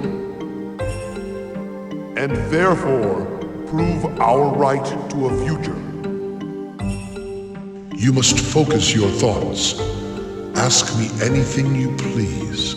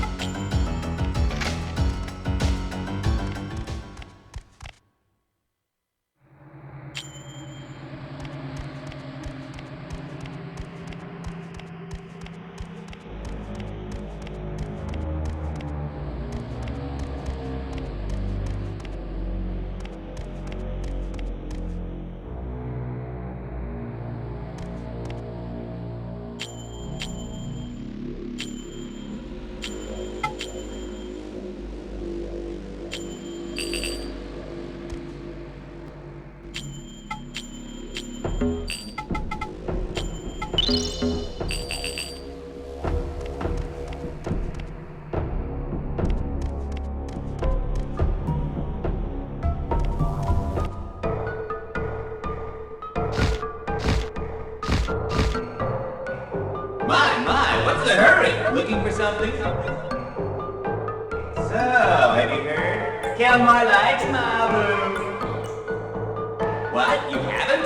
Well, you'll find out sooner or later, so I'll tell you, as one friend to another. Kelmar told me you have something that he does not. Did you think you were friends? What a fool you are! He's jealous of you. After all, he likes Mabu. What? You don't believe me? How dense can you be? Well, how about this?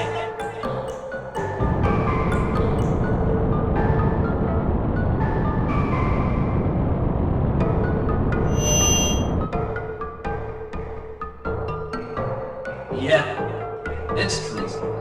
I'm jealous of you. Didn't you know that? I was born to be nothing but a blacksmith, and you get to be the Cocoon Master. No matter how much I love Mabu, she can never be mine. I know there's nothing I can do about this, but I envy you. I am so fed up with tradition, and that's the truth.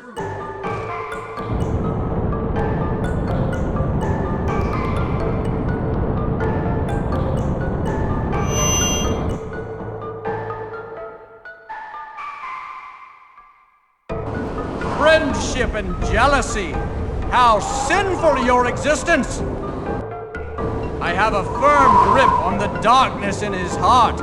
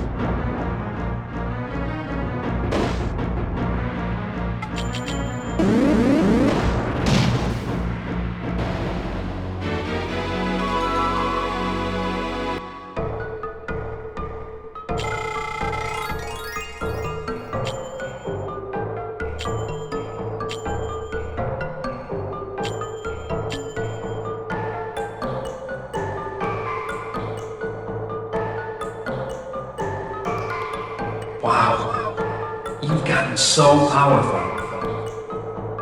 That's why Mabu is in love with you.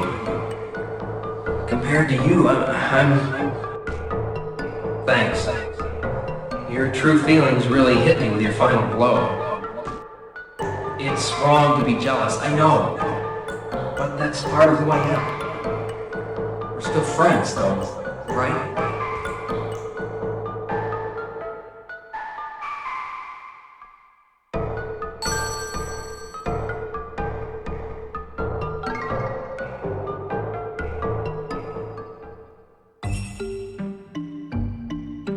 Man shall obtain yet another fruit of knowledge, but it shall bear the seeds of responsibility.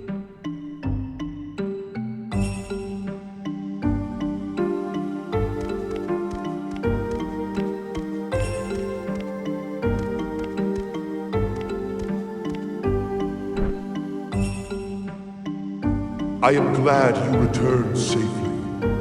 Did you obtain the third jewel?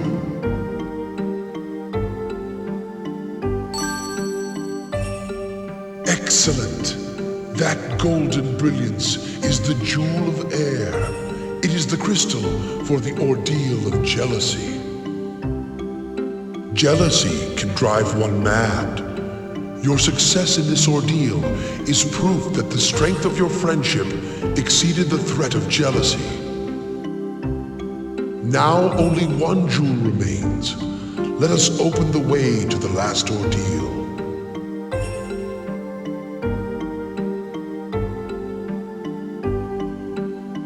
Now you are to venture into the Spider Forest of the Netherworld for your final ordeal.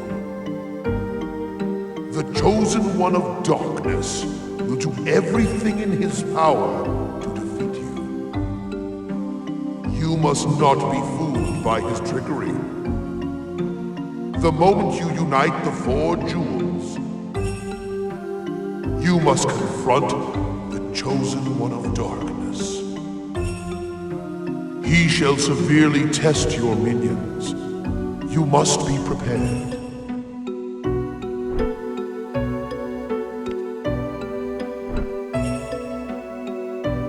At long last, the final battle awaits you. The moment you unite all 4 jewels, their combined power shall summon the Chosen One of Darkness. However, your minions will be severely tested if you attack with abandon. Prepare yourself for the battles which lie ahead. You must focus your thoughts. Ask me anything you please.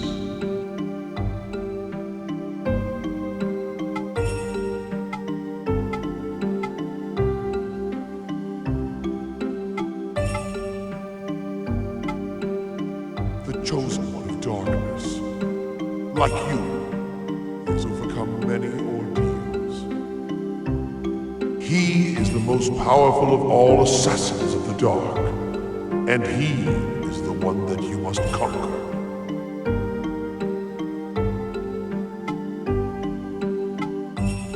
It is said that the rate of metamorphosis is accelerated when divine spirits reside in a cocoon. If Mabu's metamorphosis into a moth becomes complete, it shall herald the end of everything. It will be the end of Mabu and the destruction of our souls. There is little time left. It is all up to you now.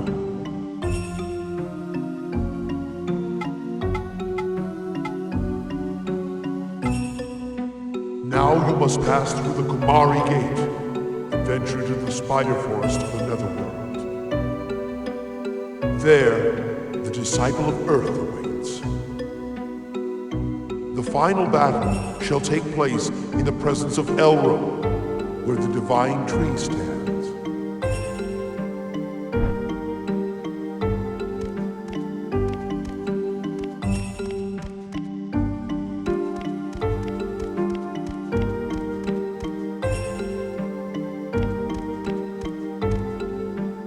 I hope my Nagi magic will be of service to you.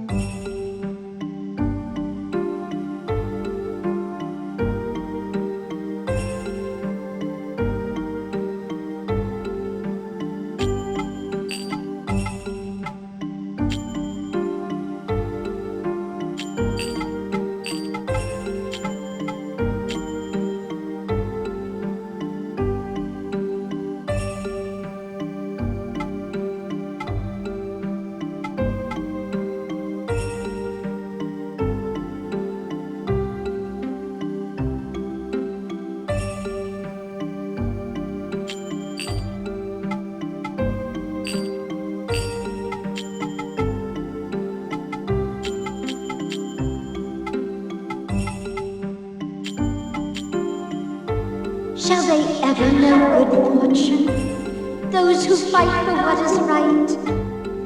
Oh, if we but only ask, grant us our daily bread.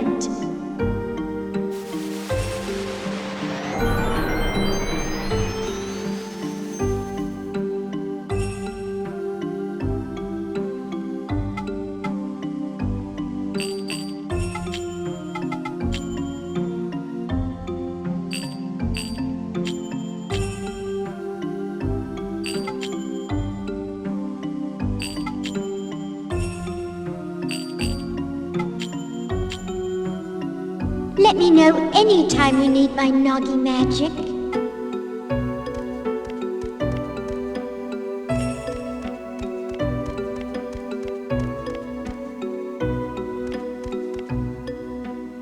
I am Mu. I am the Noggy maiden who serves the chosen one of light. Please tell me if you need anything for your journey.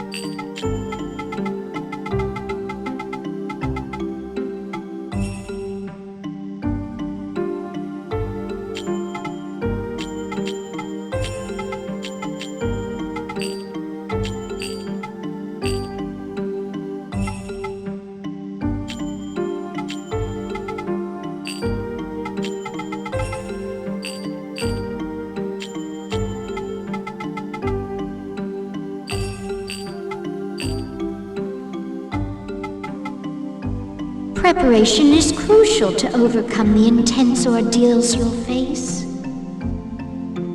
Please, let me know if you need anything.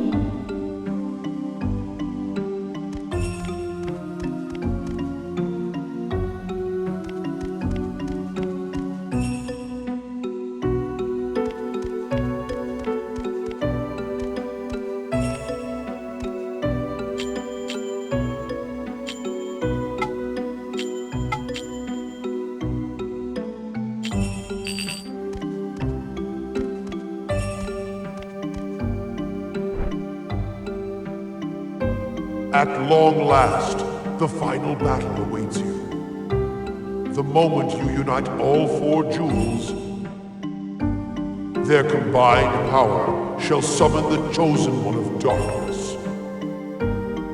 However, your minions will be severely tested if you attack with abandon. Prepare yourself for the battles which lie ahead.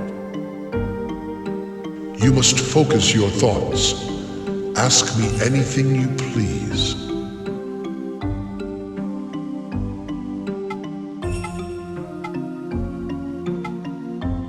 The forest awaits you with terrible ordeals, the likes of which you have never seen. Your powerful minions may have served you well thus far. But even greater terrors await you. You must take care.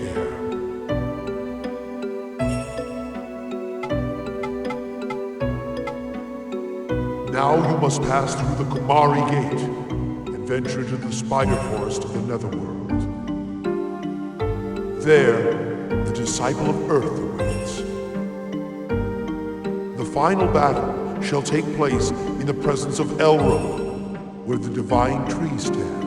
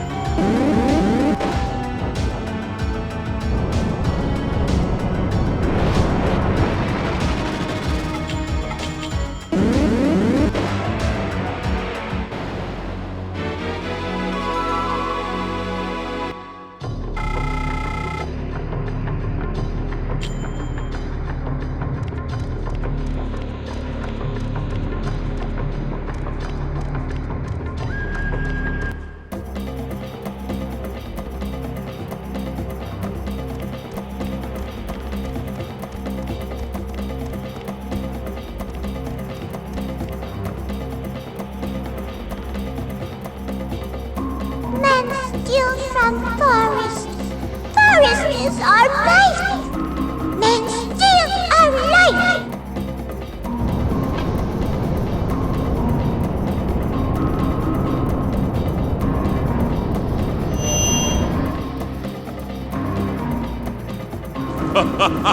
The forest is teeming with wrath. O beast of knowledge, thou should know thy foolishness.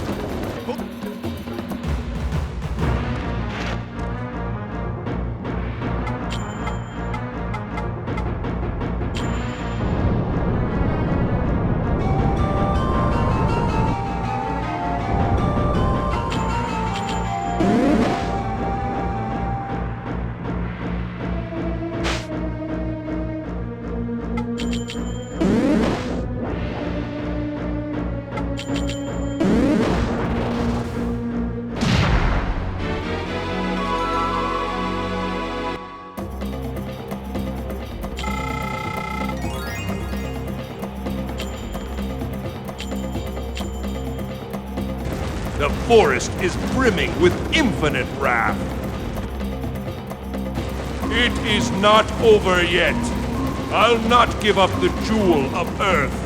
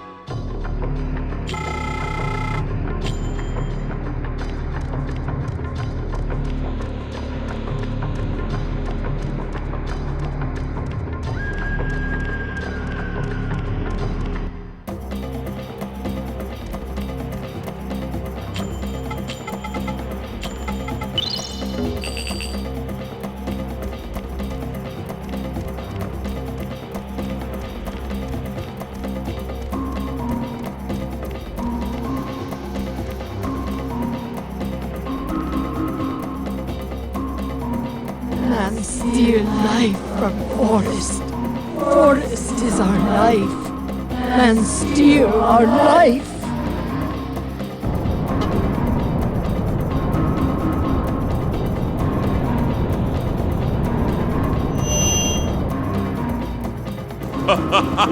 The forest is teeming with wrath.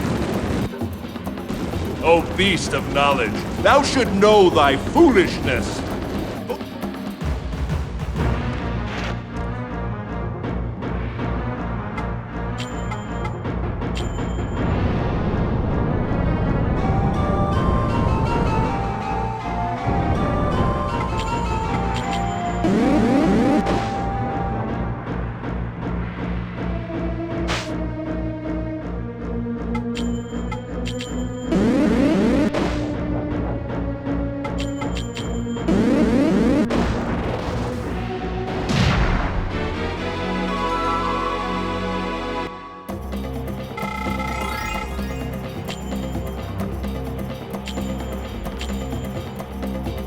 The forest is brimming with infinite wrath. It is not over yet. I'll not give up the jewel of Earth.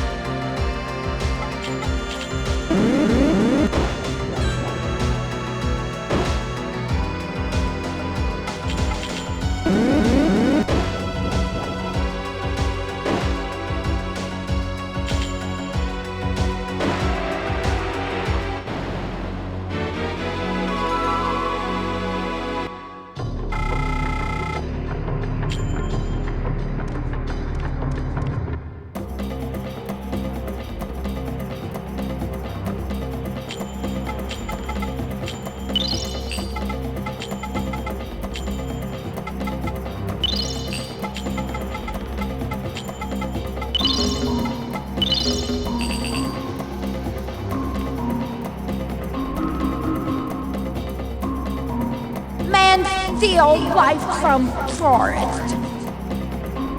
Forest is our life. Man steal our life.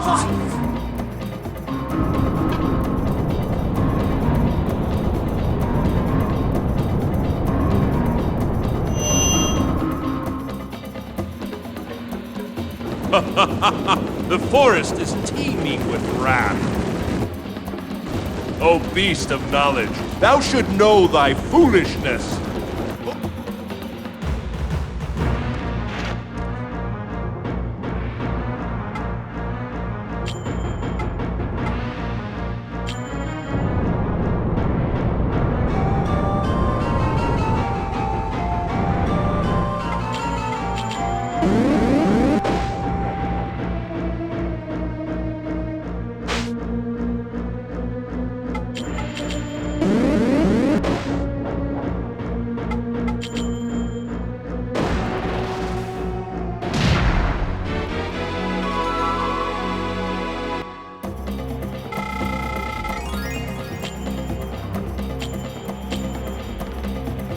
The forest is brimming with infinite wrath.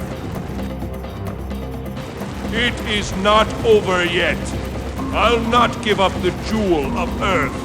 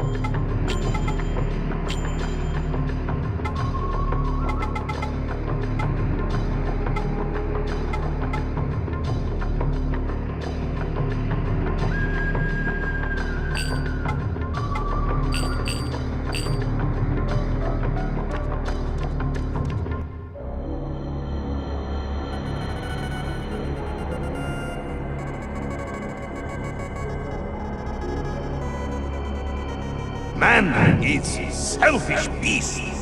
He will ruin everything to survive.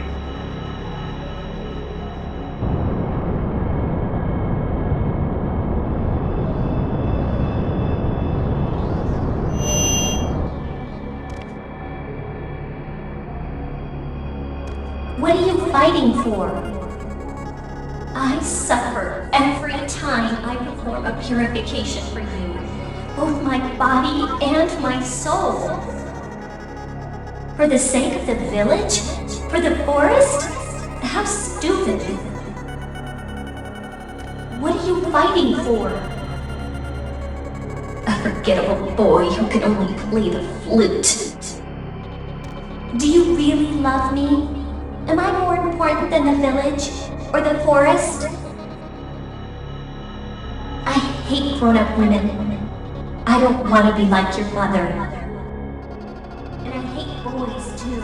I hate them. I hate them all. Don't you dare grow up and leave me.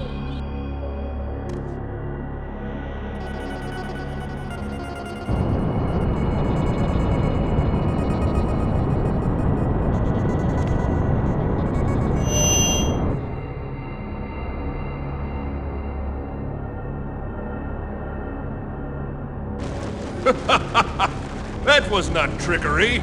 It was the real darkness in her heart. Can thou really understand a heart like hers? Thou art nothing but a boy, and I have a firm grip on the darkness in her heart.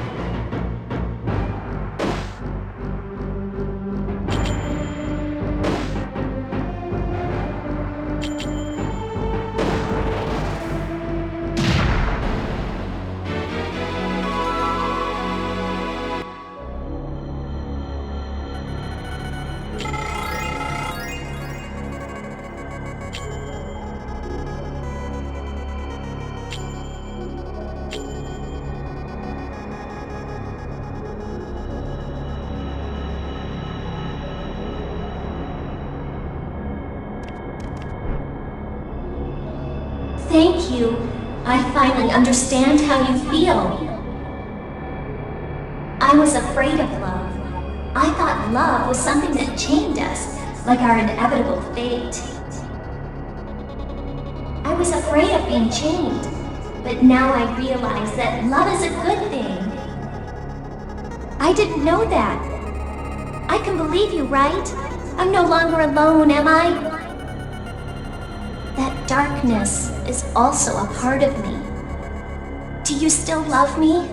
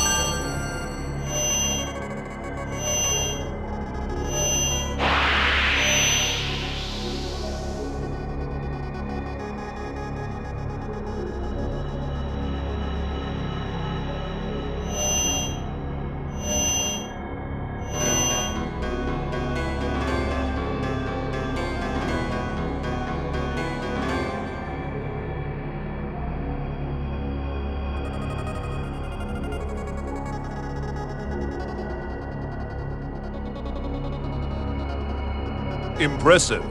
You've overcome much misery thus far. The moment of purification for the accursed souls of man and minion is at hand. If you do not heal my sadness before the moth emerges from the divine cocoon, darkness shall rule the land of peril until the next transmigration. Chosen one of light, the time has come. Now we determine the future.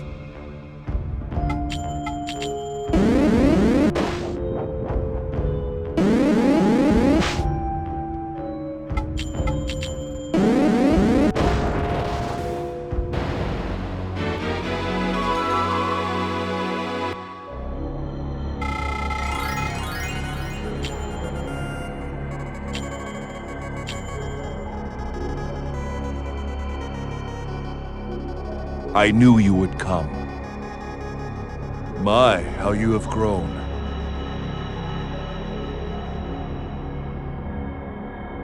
No doubt you feel hatred towards me, your father.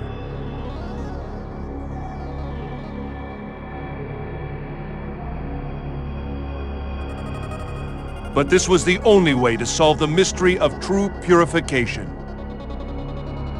I never, even for a moment, forgot about you and your mother.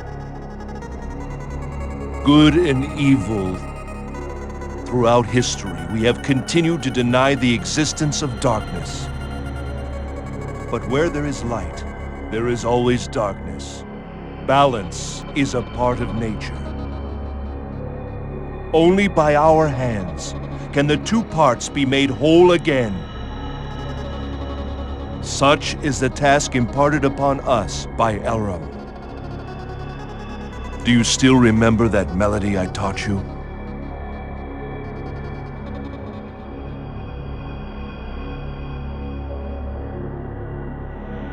Now is the time. We must play it together, my son. The symphony of light and darkness. The requiem of souls.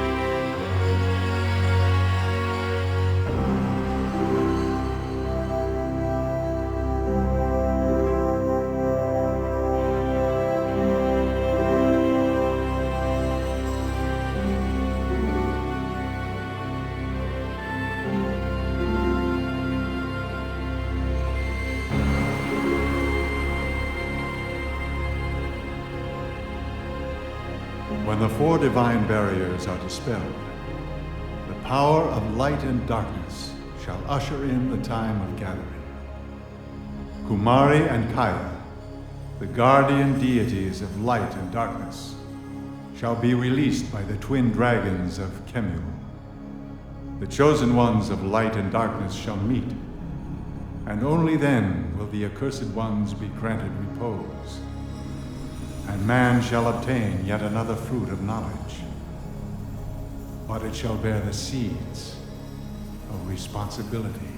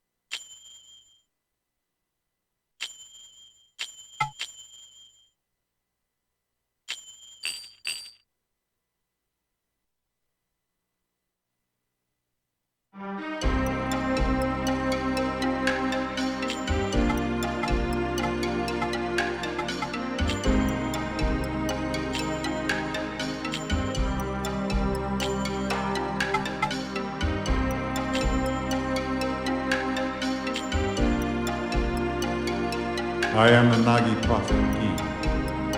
I see the future through the words of God. I bid you welcome to the Temple of Kemuel, the entrance to the Stairs of Time. I sense you are a cocoon master of great renown. The Stairs of Time are the entrance to another dimension. It is said that long ago, during the Age of Chaos, the chosen ones of light and darkness passed through this gate. The time of conclusion. Beyond this gate lies an endless forest. The forest harbors infinite strength and undergoes continuous mutations. There, a truly powerful hunter, such as a cocoon master, shall gain in rank and honor. The weak, however, shall be devoured. Just what might lie at the end of the forest? Perhaps a state that transcends the self of even eternal suffering. Among the living, no one yet knows. O brave hunter, O mighty cocoon master, tell me your name. For we, the storytellers, will pass on tales of your heroics for generations to come. May the winds of good fortune blow through you.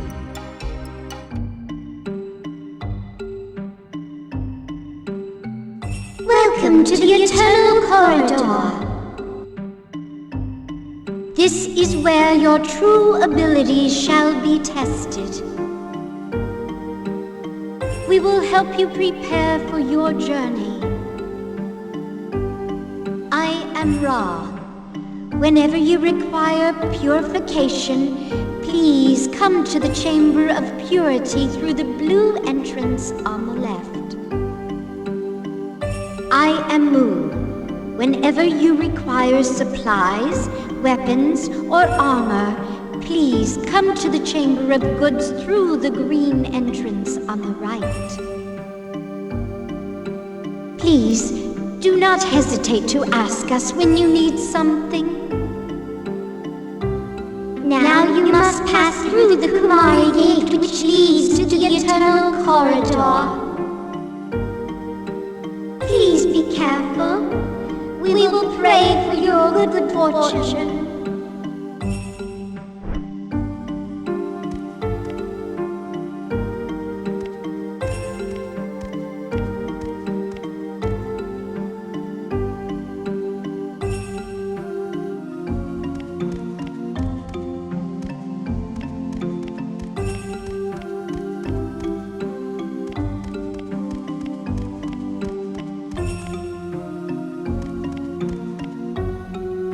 I hope my Nagi magic will be of service to you.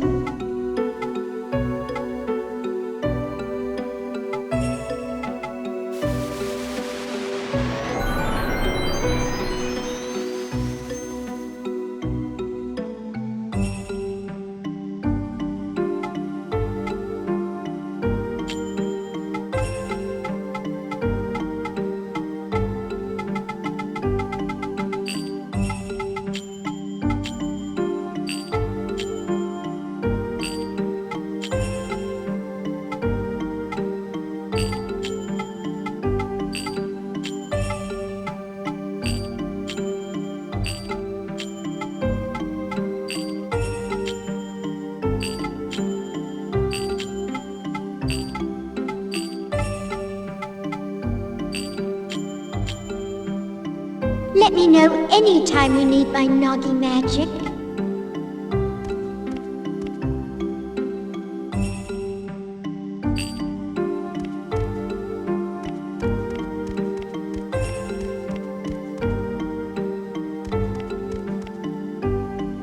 Preparation is crucial to overcome the intense ordeals you'll face. Please, let me know if you need anything.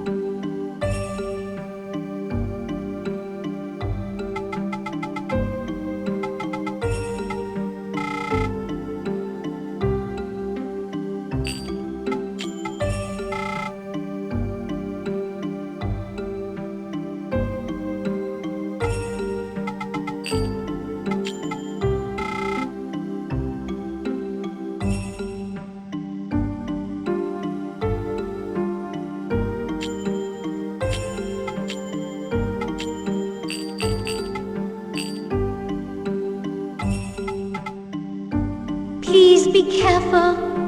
I shall pray for your good fortune.